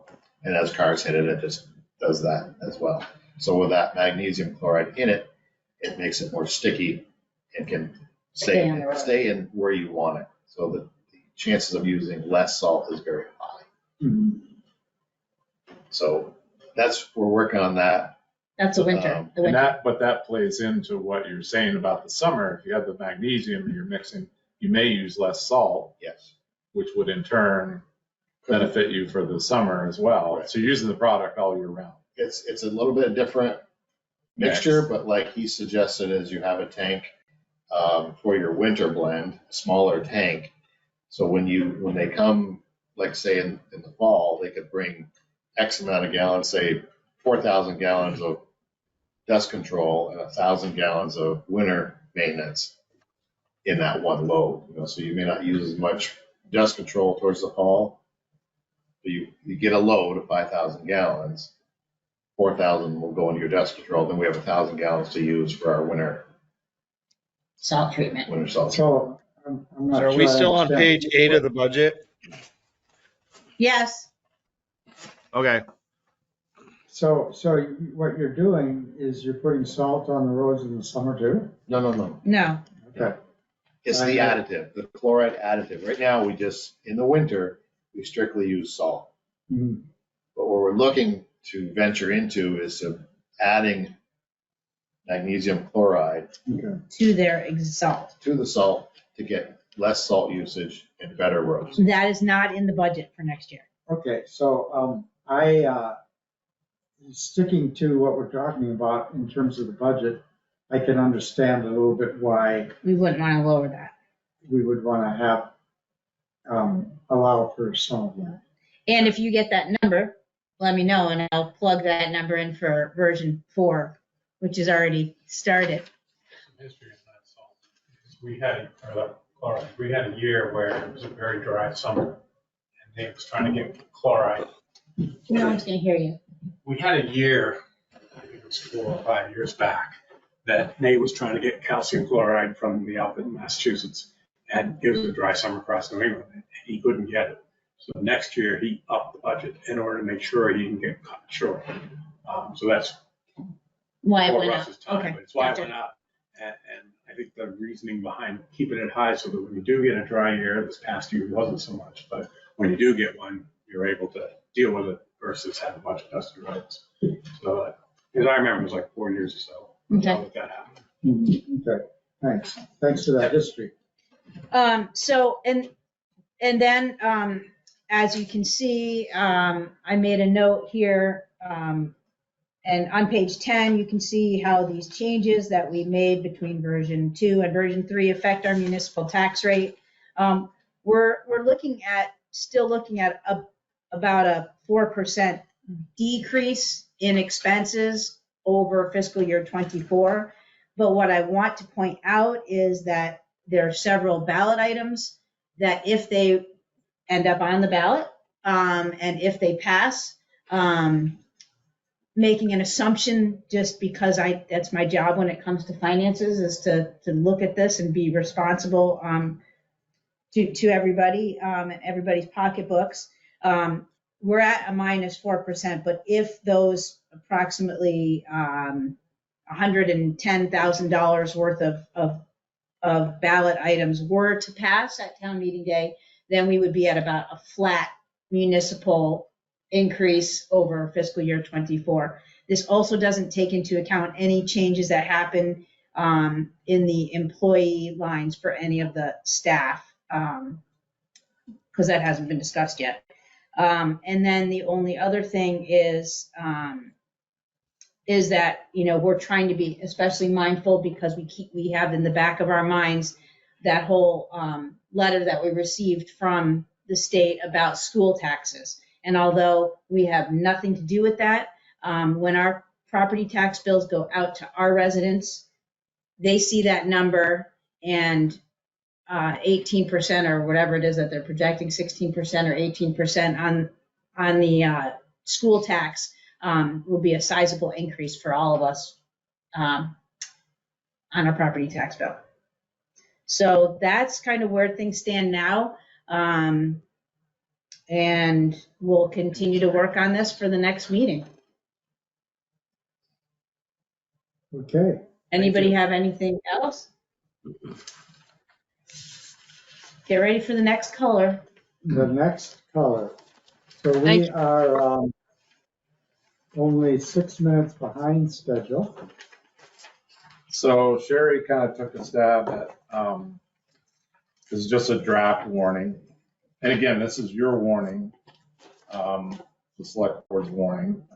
But what I did include right after the warning was the new truck, or the one we're going to put on Article 7. I thought we just knocked that right out of the way because there was a couple little adjustments to that. Oh, yeah. That you wanted to talk about, and maybe we could decide on filling in that number for Article 7 based on what Russ has to say. Yeah, so one of the things I wanted to bring up in our discussions with adding a tandem in place of a single axle is, with the size of our facility, the equipment has to be placed correctly to get everything in and be able to move around. So we obviously like to keep our plows on our trucks, not have to take them on and off. And so our current location that the new truck would go into with a fixed one-way plow, you ever see our plows are just fixed on an angle, would not fit in that spot. So what I'd like to do is to add what they call an all-angle one-way plow. So the plow would look identical to what we have, however, it can straighten out, and it can be shorten the total length of the truck with the plow on, and that would get us where we can leave the plow on and bring it in the shop and be fine, just like we are today. And then there'd be other areas in that route where that being able to straighten up the plow would be good as well. So I talked to Viking and to add the hydraulics on the truck, which adds another valve to make it angle, and the upgrade of the plow to an all-angle plow is $3,100. So not a big amount, but I'd like to make those changes if possible to that build, so we could fit it in the garage as This well one we as, have on order? yes. Okay. Which hence why we want to come up with this number to put in here. And we'd like to add that $3,100 to the total of that truck. Which would bring you to $283,884. So typically, you usually round it off a little bit, you know. It's a fixed price, right? Yeah. So you shouldn't anticipate. Well, you know, like Sherry brought up in the past, you know, we've had some increases, unexpected increases out of our control for surcharges that have come along with steel and so on through beginning in COVID timeframe, but that just has gone haywire. And I think the last truck we purchased, between the body and the truck, was it's around $6,000 of surcharges that were not budgeted. So she thought that we ought to possibly put in a little bit more just to cover if there was. Right now, they don't anticipate anything. What about radios, lettering, anything else that is required in a new vehicle or that typically would? The radio, we should be fine because the radio that's in that truck is a digital radio, so that should be fine. There'll be radio install, which I don't know if it's $300-400. Just did a radio install for something, so it's not a lot. And lettering is a few $100. Okay. So yeah, then you could cover some of that. Do you want to propose a number to throw out there to not to exceed? I mean, if you go on the high side of, is it 283, then Almost 284. so let's say 284. Maybe keep it under 3 a little bit, or 280, like 290 maybe, just to play it safe. 289. I don't know. I don't anticipate it, and the dealership doesn't. Both the truck vendor and the body vendor are not anticipating anything.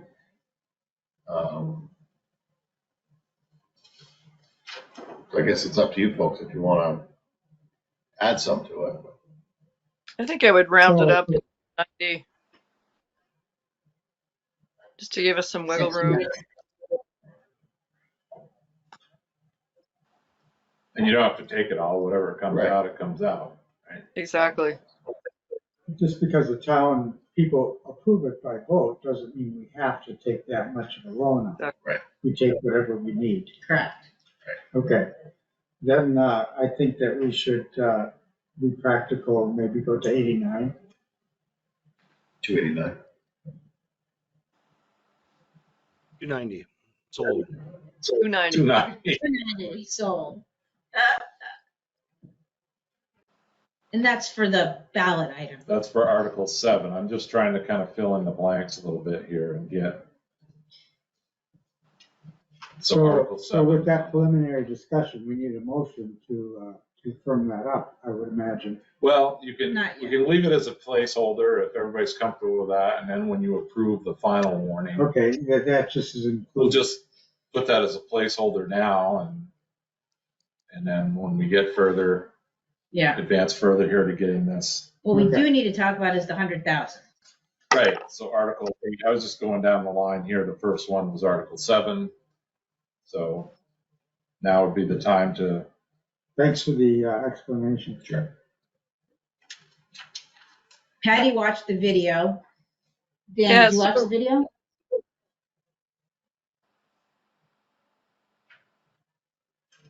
Go So ahead, my reading of watching the video, Kurt clearly teed it up as 100,000 to go into the highway reserve fund. Dan Mann characterized it as a dollar increase to the highway budget. But I think based on the conversation and the Q&A that went back and forth for a good 10 minutes, the people that spoke clearly understood it was money to go to the highway reserve fund. So I feel comfortable for the select board moving forward on this and making the decision, if anybody else agrees with this, that we make the decision as a select board rather than putting it back on the ballot and having the voters act on it again, because I think Article 8 will get confused with Article 9, because it looks like we're adding 200,000 in the same year, and I just think that would be very confusing. We might risk the entire reserve conversation going south on us. So could you make a motion that you believe that the intent of the motion made at town meeting, at 2023 town meeting, the intent of that motion was to take the $100,000 and put it into the highway reserve? Yes, And then you guys Yep, I'm very comfortable making that motion because that was clearly what Kurt said and that was the conversation. So I move that That was we, the whole of what was originally said. You know, the concern was that we've used up our reserves. I think I spoke to that. I didn't listen to the tape again, but I remember getting up and saying that very thing. Yep. Did I, Patty? Yeah. did. You absolutely did. It was very clear. Right. Brad, it was very clear what you said. It was very clear what Kurt said. I think Dan Mann was the confusing part, but everybody, it was the language used that Brad used and that Kurt used in his presentation was very clear highway reserve. So Patty, And you're making a motion. Yes, the motion is on the floor. I'd second that. Thank you. Okay, is there any discussion on the motion? I recall, you know, everything just as it's being said now. And I think that Dan Mance was probably just trying to clarify things about what this meant with people's tax bill. But he wasn't saying where it was going. Right. You were focused on the bottom line. Yeah. Right. Exactly. Any other discussion? All in favor? That the $100,000 goes to reserves? Aye. Opposed? The motion carries 3-0. Excellent. So we will take Article 8 off for the next draft. Now you're on to Article 9, Article 9 which will is, be Article 8. which will become Article 8. So that's the one that we've talked about before, but that is kind of piggybacking on Kurt's the 10-year outlook, and you can kind of see where our reserves have continued to be depleted. Wanting to two things. One, find a way to beef up our reserves. I think this week was a really good example looking around the state of Vermont at what can happen in the blink of an eye to your town and infrastructure. So we have no cushion when it comes to our highway reserves. So, but we receive what's called supplemental highway income every year, and that money we've been just kind of putting it into our highway budget, so it gets used for regular expenses. But if you look at the way that it comes to us for Class 2 and Class 3 roads.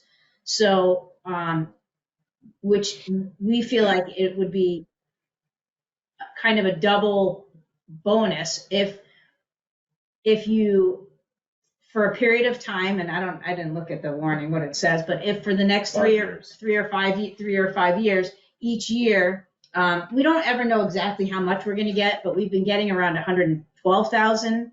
5 years ago it was 102,000. But I think it would be safe to say take $100,000 of the highway supplemental income that the town of Underhill receives from the state of Vermont and put it into the highway reserve for the next 5 years. What that will do is that will beef up our reserve, regardless of whatever else happens, by $500,000. And then we can revisit it in 5 years. We won't have to put it on the ballot every year.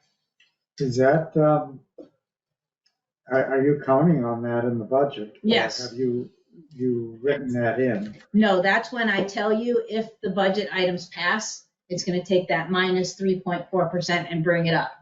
Okay. So is it always above 100,000 or is it sometimes below? It has been over 100,000 for the last 5+ years. Okay. So that would be clear as an article then. Because you never know what it's going to be, so I think 100,000 is right on the money. It's just Okay. And just to be clear, it's in the budget on it's called State Aid to Highways. It's line 22 on our revenue side. In fiscal year 23, we received 109,000. fiscal year 24, we've already received 112,000 and we had budgeted 110. So, And that would be a good thing to include in your budget explanations, absolutely. For the town report. Absolutely. It would be in there. If this is something that the select board chooses to add as a ballot item, I would make sure that it is explained in here, and the highway infrastructure would also explain it on their report as well, because it will affect our reserves on that highway planning. Jen, just think in it's good. case, in the off chance that we got less than 100,000, could we state this article as shall the voters allocate state aid to highways up to 100,000, just in case it comes in lower? I think you could, but I think we'd need to specify. I don't know how you would word it, because You could say a percentage. You could use it as a percentage. Yeah. You could say 90% of the state aid highways into the reserve, right? I would. Could we just Could use we the go words? back? Could the verbiage go like this? Shall the voters allocate the state aid to highways up to 100,000 that the town receives to the highway capital reserve for the next 5 years? So that's your catch-all, the up to amount. So for some reason it was 99,000. But then who's deciding? Then it's kind Who's of deciding up to? up to, like, what if you just decide you want to do 70 one year? And say, and say the board changes and somebody's got an idea, well, Yeah, it says up to 100, we're gonna do 10. Gotcha. Yeah, well, yeah, we want. Use I the hear, rest as I hear what you're saying, but I- I think it's a pretty safe bet. So if let's say we got 90,000, what happens with a shortfall of 10? Do we have to make that up? No, because it's from the state aid to highway. If we don't have 100, then we can't put it in there. Yeah, that would be the same You know what I mean? If we only get Concept. 90,000, then we don't have 100,000. of having You more have- for the truck that you don't need. A percentage, though, is not a bad idea. I don't think 90% of the. You could say state a highways. percent. We can think about how we want to word it for the next meeting, but I think the idea is whether or not the board Okay. feel that this is a worthwhile thing for us to continue to pursue. Maybe Yeah, what we would be helpful, I think I'm just saying what would be helpful is we could just put a spreadsheet together with the last 20 years of state aid highway. So you see what's come in. Or what it's based on. That's a good point too. I mean, I could make a call and find out what it's based on, and if it's something that doesn't appear to be changing, like we're not giving up our roads. It's based on Right. mileage. Right, but where is that? But that's not to say that the legislature wouldn't say, well, Less per mile. let's give less per mile this year to try and balance our budget. So I think that's what Patty's getting at. Yeah. But you never know what can happen. I mean, the lawmakers Yeah. can change their moods. Every year they elect to change their moods. I mean, we couldn't say, shall the state aid to highway for the next 5 years go into a reserve? And if it's 110, it's 110. If it's 100, it's 100. Just take it all. And just take it all. Because I think when we start to get into percentages and what ifs, that's. we're going to confuse the Well, then voters. also, we don't know what the percentage is because we don't know. Right. They all come in different times, different Right. numbers. So if it's whatever that state aid is. Well, why don't you find out more about that for next meeting? Okay, I'll and find then out. we'll be able to. But I like the idea. Do we have consensus on liking the idea? Yes, very much so. I'll do a little more research on it. Okay. And then the other 4 articles we've already talked about, and so the fire department, that's a standard 5-year thing, usually gets put on, but I just did the procedure with bringing it to your attention. The last 3 with the social allocations, we worded it so it's the additional funds and not the total funds with the additional in it. So this way they don't lose what they have. If it doesn't get If it voted. doesn't get voted, if it gets voted down, they at least stay where they were before, which I think is important for most of these organizations.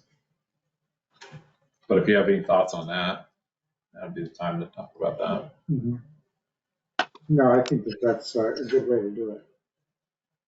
I try, you know, I take Sherry's judgment. She's written 25 of these or 24 of them.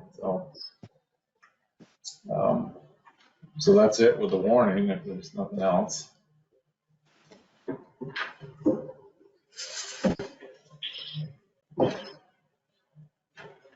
So it's 7:55, and Russ has a request for the 2018 plow truck frame. So our 2018 truck, Oh, I'm sorry. Whoop, I had one more thing here, just one more quick thing. Sorry, Russ, is the annual town report schedule. So we actually it got amended a little bit, so you can see the PDF has to go to reprographics. We signed a 2-year contract with them last year, so they're doing the printing. I think they did a great job last year. It came out nice. So I changed the hard copy or the PDF due to Friday, January 26th, because Thursday we're hoping that you would sign the warning. That's the first thing that goes in the town report. Right. So that's the schedule, and then town reports are to be distributed for delivery on February 9th. That's all. all right, so the 2018 plow truck, which is now in its 7th winter. If you're able to ride with us the last few storms, you'll see why these trucks wear out. Very difficult plowing. And with this particular truck, the plow on the truck is wore out. What I mean by wore out is it's very loose. So if you were to pick the plow up, it's got a lot of movement to it. That plow should have some movement, but not this much. So it's got pins, bushings, steel. It's wore out. As well as on the truck side, the frame on the truck does have some wear as well, which we'll have to do some work on that as well. But I'd like to upgrade the plow to a new plow to get that tightened back up, because it makes it very difficult to plow with. Even difficult when it's tight versus when it's loose. And the amount of rough plowing we've had to do makes it hard to do the job. So I did get a quote on a new plow. Viking does happen to have one in stock for $9,400. That is a complete new plow with carbide blades, ready to go to work. The only thing different on it is it's like we're upgrading to now, but they have quick lock jaws. So currently the plow gets pinned on the truck with a pin on each side. These quick lock jaws are mounted on the truck side, so you can drive right into the plow and these jaws lock onto the plow. So it makes it a lot easier to mount and dismount the plow. So seeing as that's the only plow available, it's set up like that, we would need to purchase the jaw locks that go on the truck side that are $218.20 a piece. So a new plow with jaw locks is $9,836.40.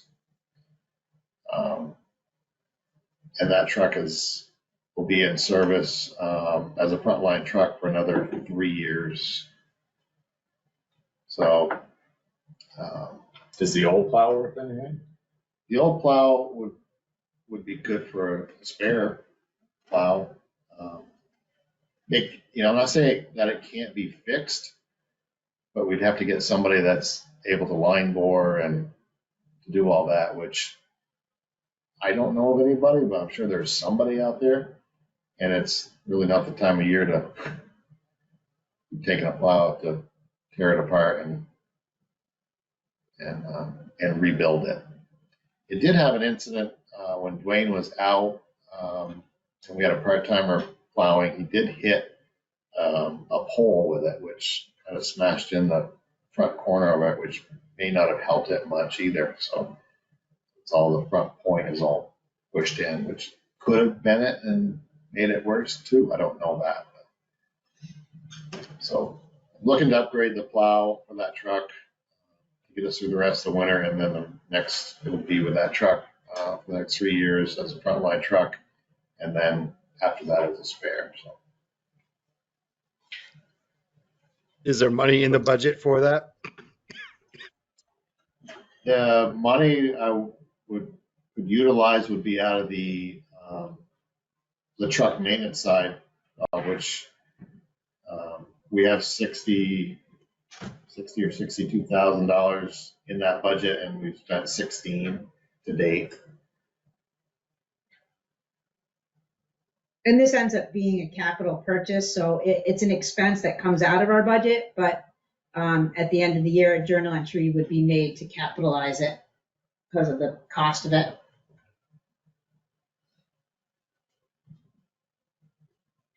I guess I'd feel comfortable if I'd move that we, if it's the recommendation of the highway supervisor that we get a new plow for our truck, then I'm not going to second guess them. So I'd move that we move to replace that plow on the 18 with this new proposed plow for up to or not to exceed $10,000.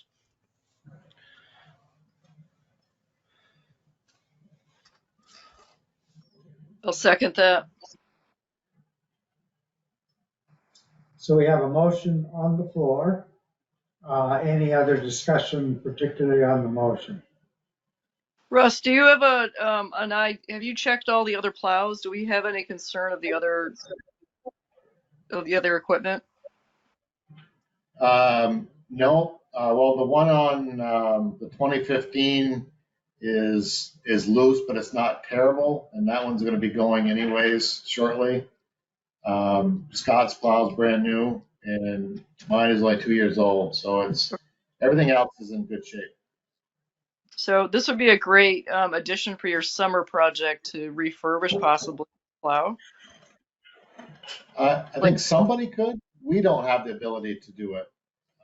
Have to be a right. But right, what like you said, this is not the time to be researching and trying to figure out how to fix it or have somebody else fix it. But it would certainly be something for summertime to do, to look into it so we could figure out if we can sell it, get some value for it, or have it, like you said, as a spare. Yeah. But add that to your list of your growing list of things to do for the summertime. Sure. Happy to. So, ready for the question?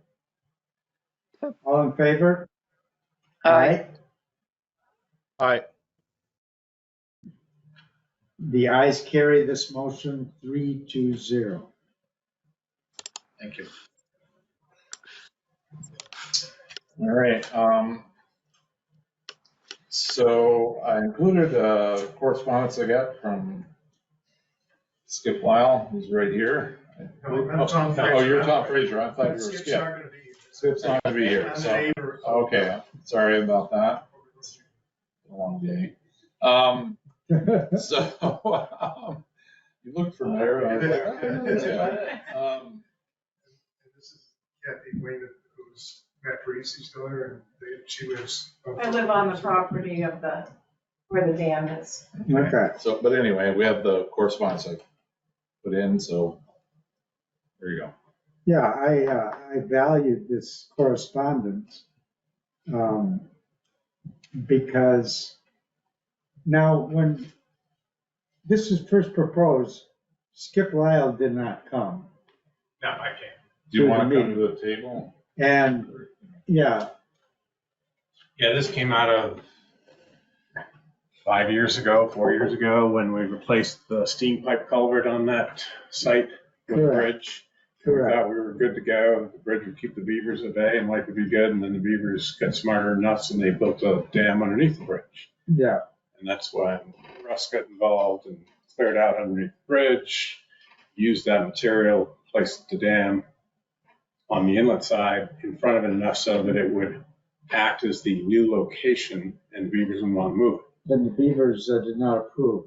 Now the beavers approved, but Mother Nature had its way with it, and we had a water event earlier in the year that broke loose on one side. We requested from Russ that that get patched with stone, and unfortunately we didn't agree on how to go about doing that, and so nothing happened.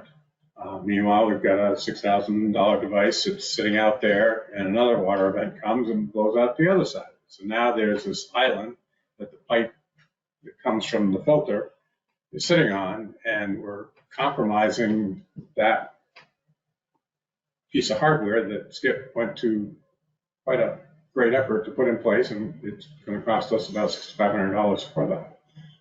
To me, this is maintenance. The dam broke apart. These things happen when we have unusual weather events, and I would look to Russ and the road crew to patch it back together. And the advice from the Highway Infrastructure Committee was use bigger stone. We originally thought the smaller stuff would be sufficient, but I think the deal there was as best they could. With the excavator, they were using the remains of what the beavers had built under the bridge, trying to compress it and getting it to hold. It's not the same as when the beavers interlace it, pack it with mud, and so it broke apart. So let me see. Would you come up, please? Right around this side. Have a here seat. would be You can best. come up too. And if you could introduce yourself. Why don't you come over Come here? over just here 'cause- on this side. Nobody If can you see you. Because the other board members who are home can't Alright. see you. Excuse me? Where do Yep, want you me can to take go? this chair over there. And I'm totally happy to stand up. And if I could just, hi, I'm Tom Fraser. I'm a butter or across the road on Corbett Road from the Beaver Dam, Okay, and just you're on which road? 29 Corbett Road. Okay, good. That is good for the public record. I'm Kathy Parisi Weymouth, and I live with my father, Matt Parisi, at One Sage, One Sage Road. So You're I welcome. just, thank you. If I could just add a little bit to what Chris said is, as I understand it, that stone that's put adjacent to the Beaver Deceiver or the flow device is meant to encourage beavers to make a dam.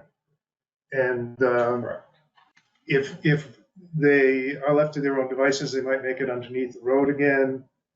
Highway property. It's unlikely that beavers, as I understand it, would want to build a dam this time of year.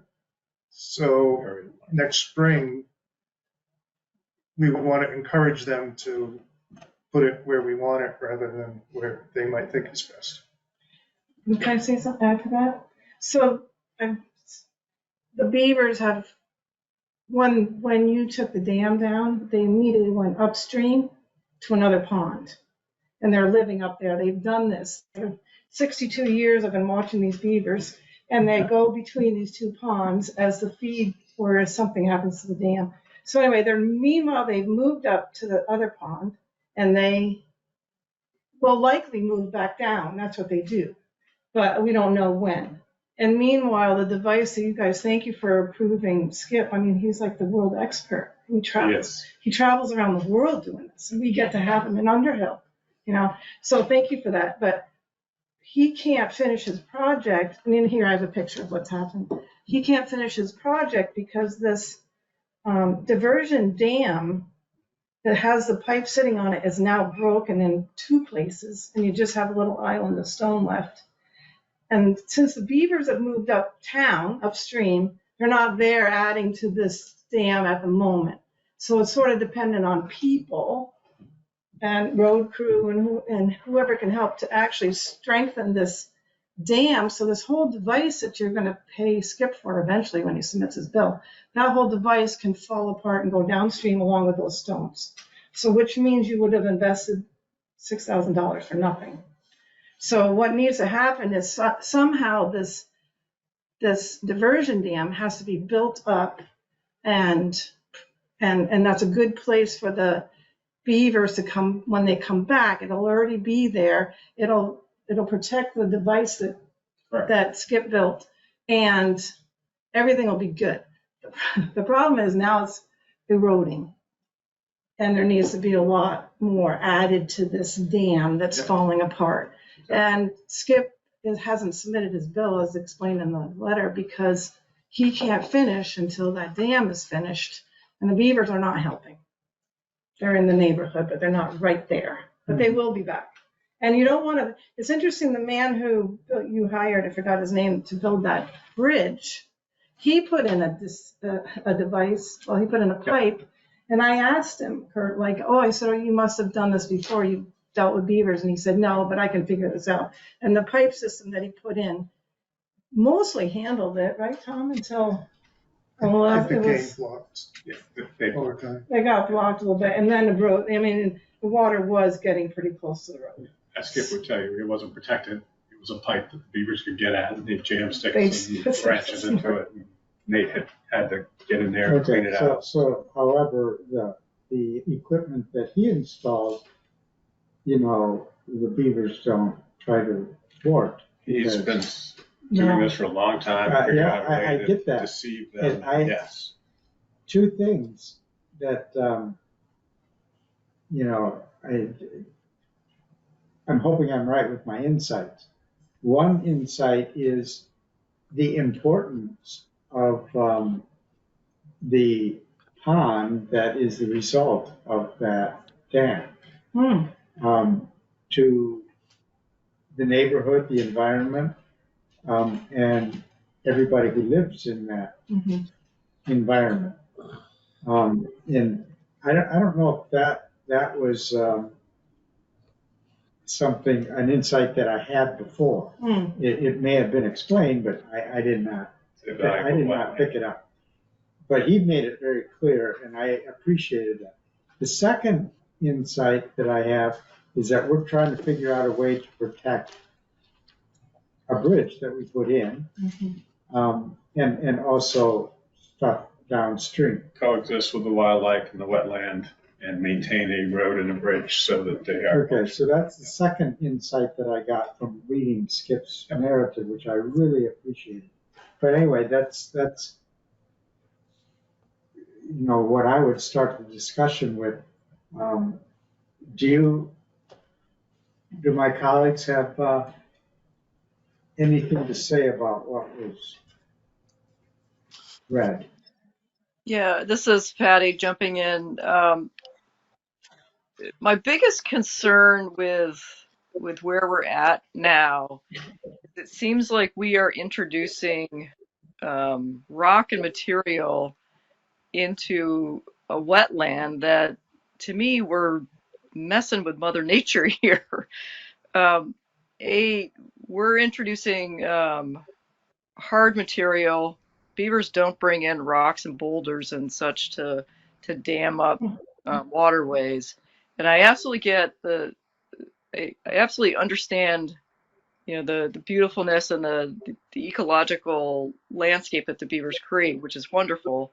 But I'm not convinced that bringing all this stone in is effective. And going back to this presentation, when he did initially reach us, there was no discussion of supplemental rock and material needing to be brought in. And I feel like we didn't get a full report from him on this process of how to install this thing.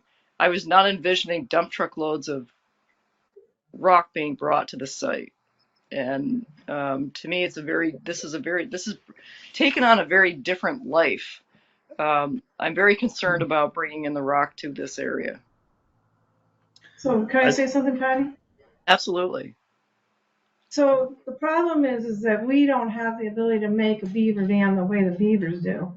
I mean, they really use a lot of mud and branches, and I mean, there's so many sticks that they've chewed up and brought in, and so something needs to be put there. So this is the alternative, because we're not talented like they are.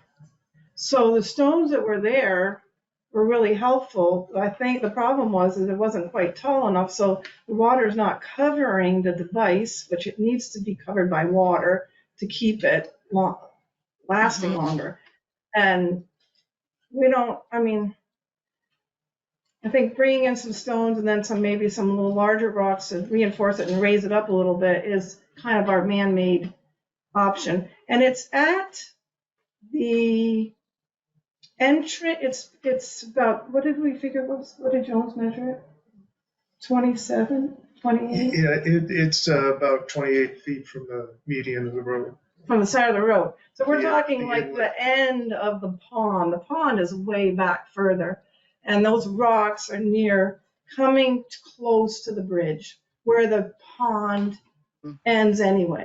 I mean, the beavers have had a dam there. They've either had it in the culvert, then they've moved it a little bit out, and then here we are trying to establish it a little further out. So it's not like these rocks are like near their beaver house or anything.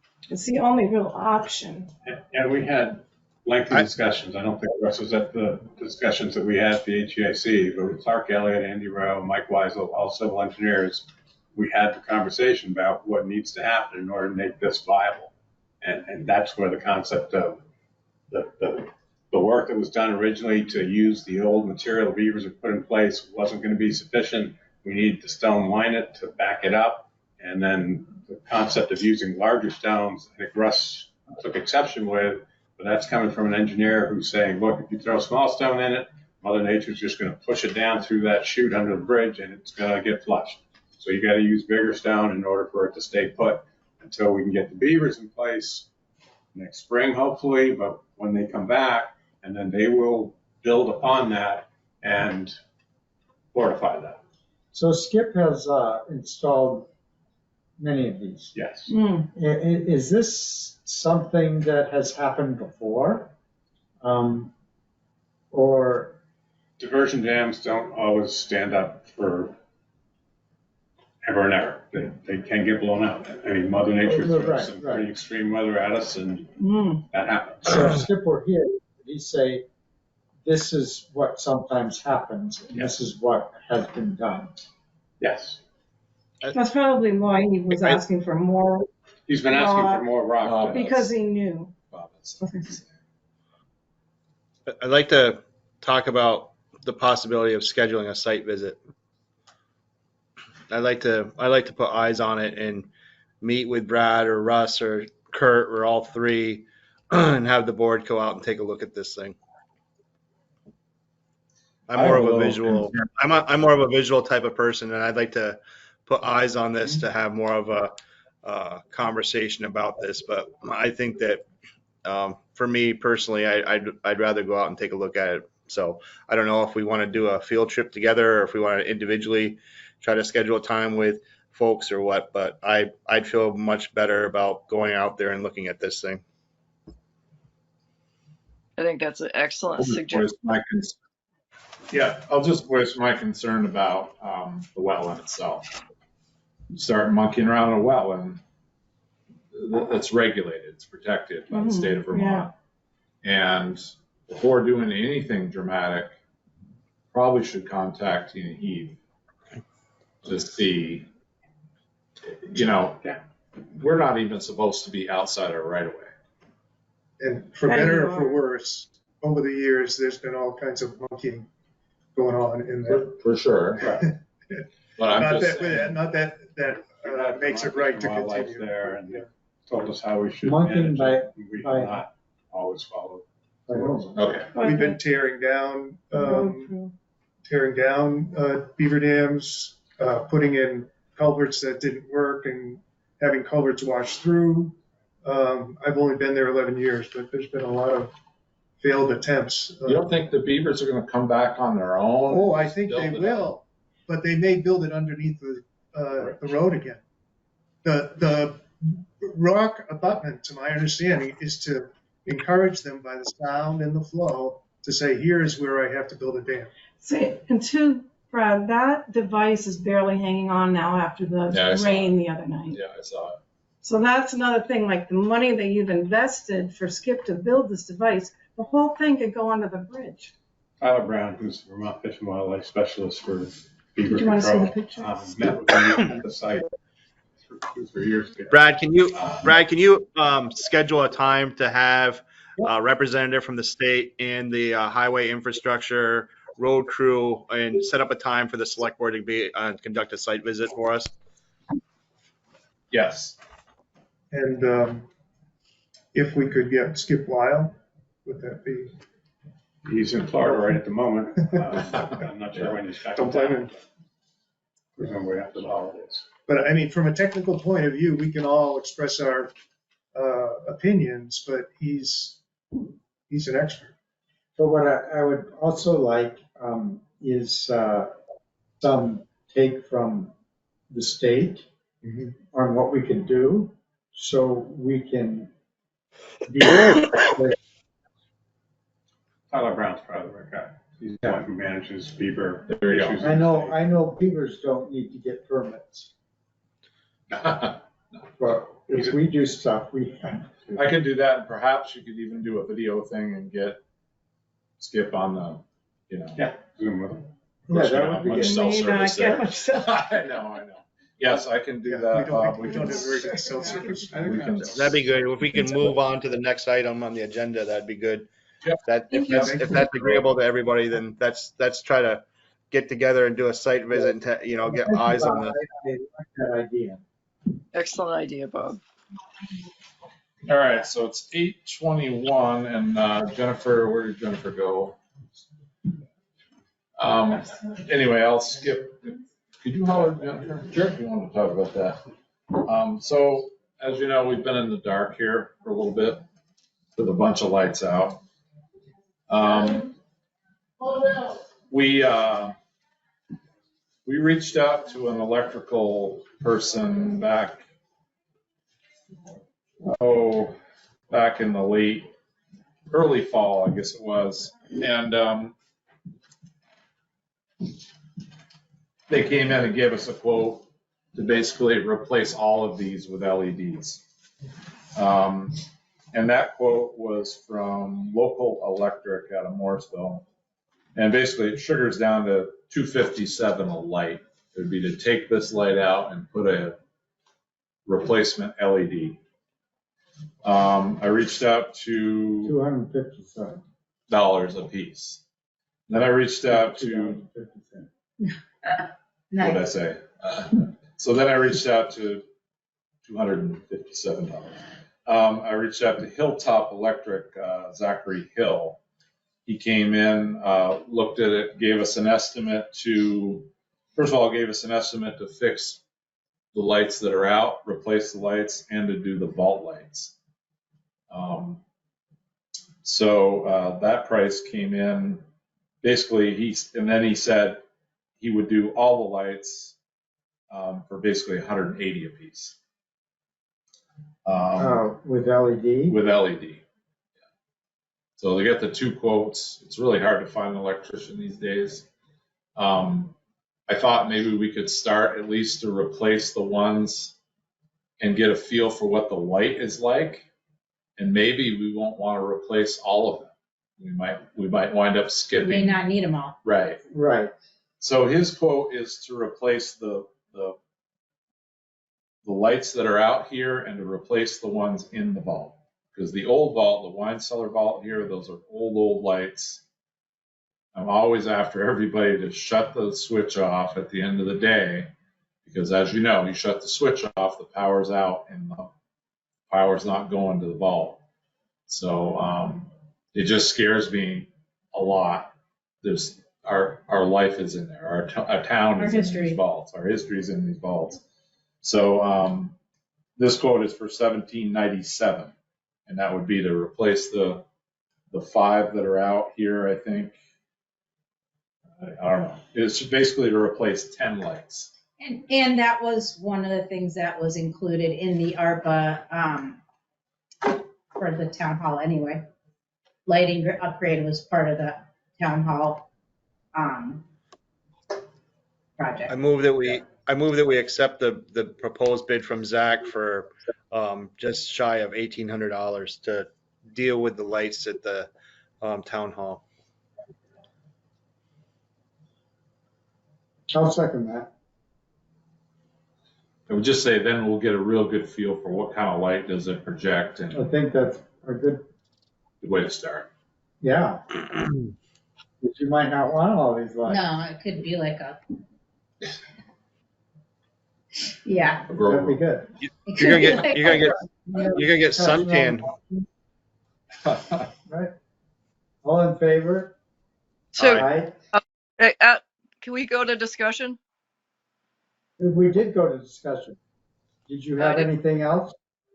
Brad, when you get the lights for the LED, it's critical that you get warm light versus daylight. If you get daylight in there, you're going to blow your eyes out. Okay, warm The light. choice Yeah. of the color is super important, and you can Okay. just. Now I'm ready. Can I to get vote. some grow my hair on top a little more? Sure. That's a grow light, not a warm light. That's a purple. Vitamin D in it? It may. That's great advice. And I'll just add that Zach says if he gets this order in before the end of the year, apparently the rebate, he's got an LED rebate he can get, and the rebate's going away next year for some reason. So, Excellent. Okay. Jump on it. so I'm ready now, Dan. Okay, Aye. all in favor? Aye. Aye. This motion carries 3-0. okay, let's see what I did in my agenda here. Oh boy. So we have closing public No, comment. Jennifer had her. Oh, yeah. I have something. That's right. It'll be really quick.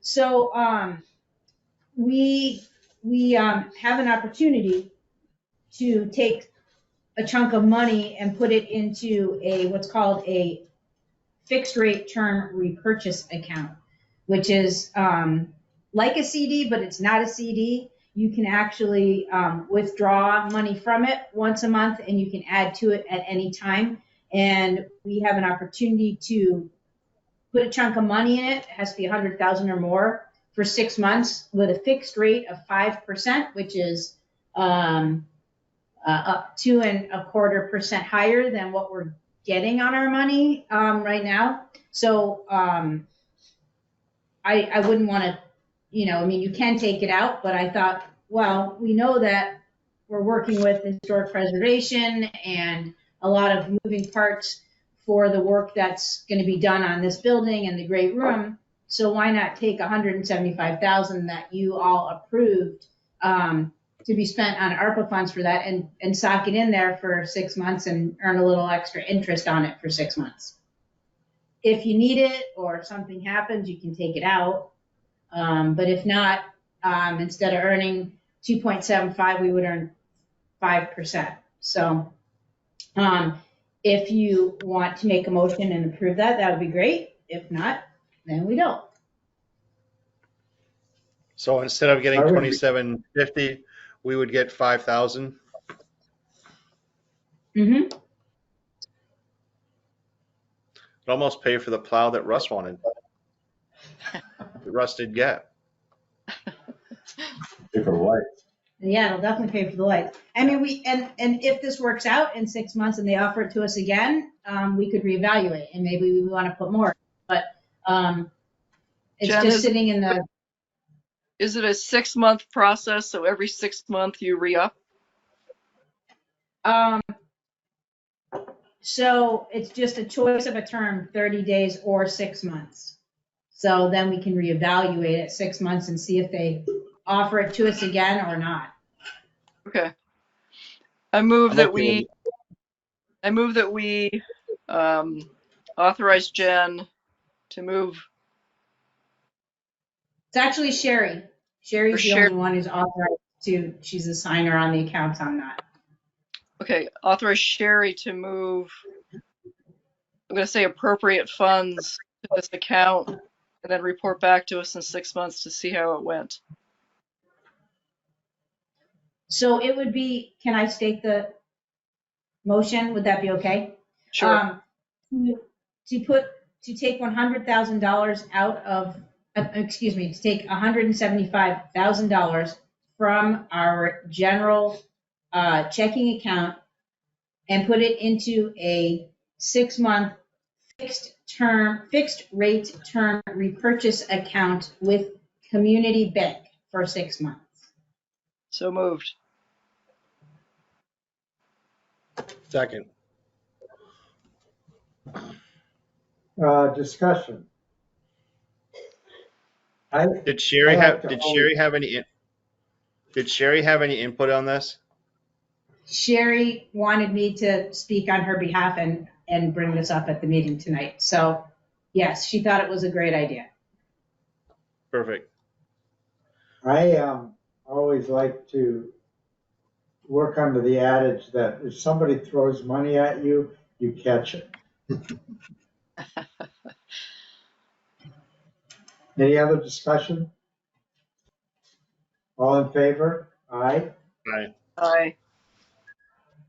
This motion carries 3-0. Great. I will put it on Sherry's desk. She won't be back until after Christmas, but Thank you for Sherry Yeah, bringing well, this up. deadline? Great. Did I miss any deadlines? no. All right, seeing we're half hour behind them, these guys have been troopers here, hanging in. We're on to the warrants and minutes. Yeah. I move that we approve the payroll warrants for 12/21/2023. Is there a second? Second. Any discussion? Roll it. All in favor? Aye. Aye. Aye. The motion carries 3-0. I move that we approve the AP warrants, the check warrants for 12/21/2023. Is there a second? Second. Second. Any discussion? All in favor? Aye. Aye. The motion carries 3-0. I move that we approve the AP warrants for 2/14/2023. Is there a second? Second. Discussion? All in favor? Aye. Aye. The motion carries 3-0. There's one in that manila folder underneath. There was one warrant that was approved last time, but it got stuck with another warrant. But if you wanted to just restate it, I think it's the auto pay, is it? Yeah, it's the, It never got for signed. 11/1/2023 to 12/30/2023. It So we're was, still in that window. No. no, it was approved at the last meeting. Yeah, it says that, but it's really It just. got stuck It in, was and November. I could find it in the minutes here quickly if you wanted to. But it was, So we don't have to move it you again. don't have to move it again, but I'm just stating that it wasn't signed because it was stuck in with the AP warrant. Okay, so if we have it in the minutes, then I'm just gonna confirm that. that's. a good And- thing. Bob, if you're dropping David in the morning, I'll leave these in the select board box because they need a second signature. What's the date on that, Dan? He doesn't have to go to school tomorrow. Oh, okay, never So I mind. the can, I date on can, the I can still, I can still swing by. Just let me know what time. Text me.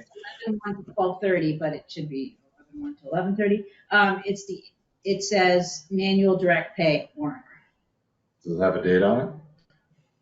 Well, it was 12/4. Okay, I'm seeing we approved a bunch of warrants here. Accounts payable, check warrant report.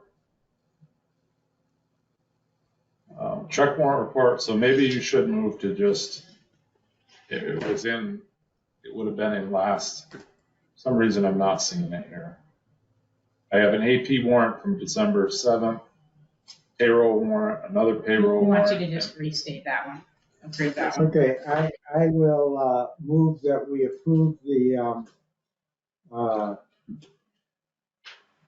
AP warrant, the check warrants for 11/1/2023 to 11/30/2023. Is there a second?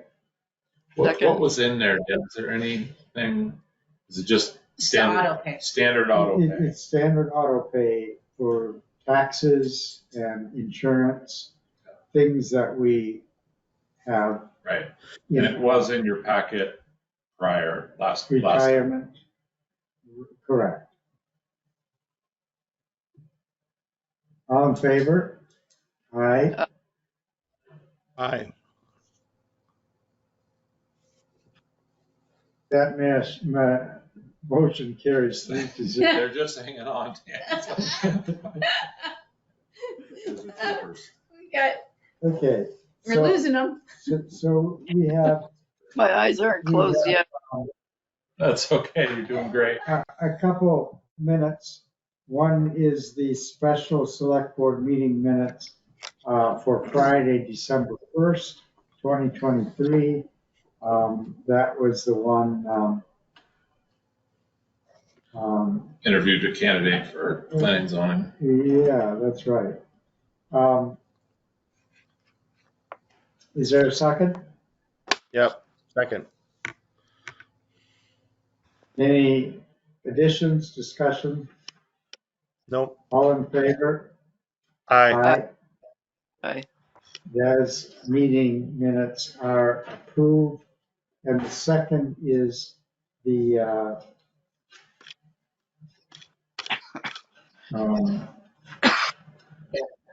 December 7th. the regular select board meeting for December 7th.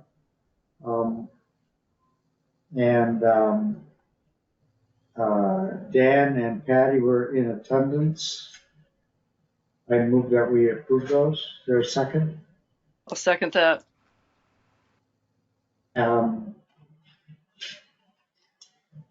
Dan Steinbauer, aye. Patty Richards, aye. Bob Stone abstained because I wasn't there. That motion carries 2-0 to 1. Abstention. So that pretty much covers this. That's, yeah, on the member items, correspondence. I had discussed the joint meeting with Jericho, but perhaps we do that offline. Basically, if everybody could just email me the dates they wouldn't be available, perhaps would be a better way to do it.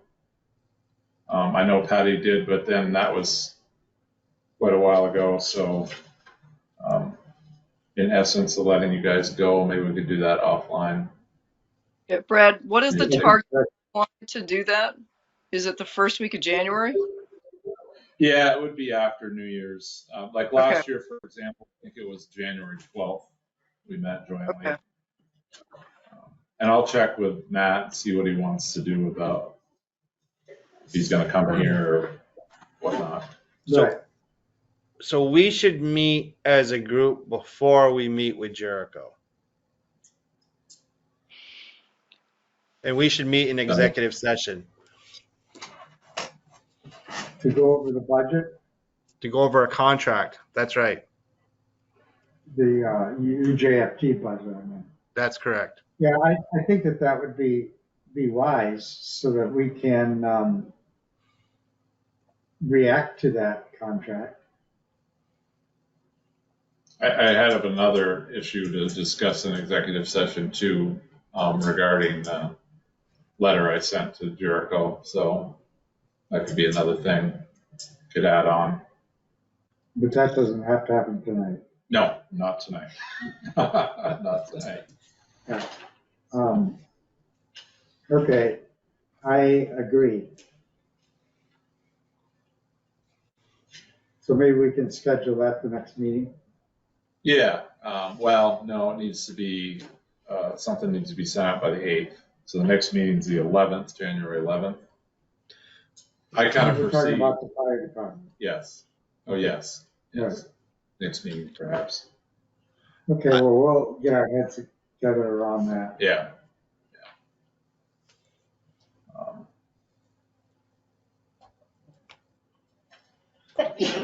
And, I didn't have any correspondence I sent out, but okay.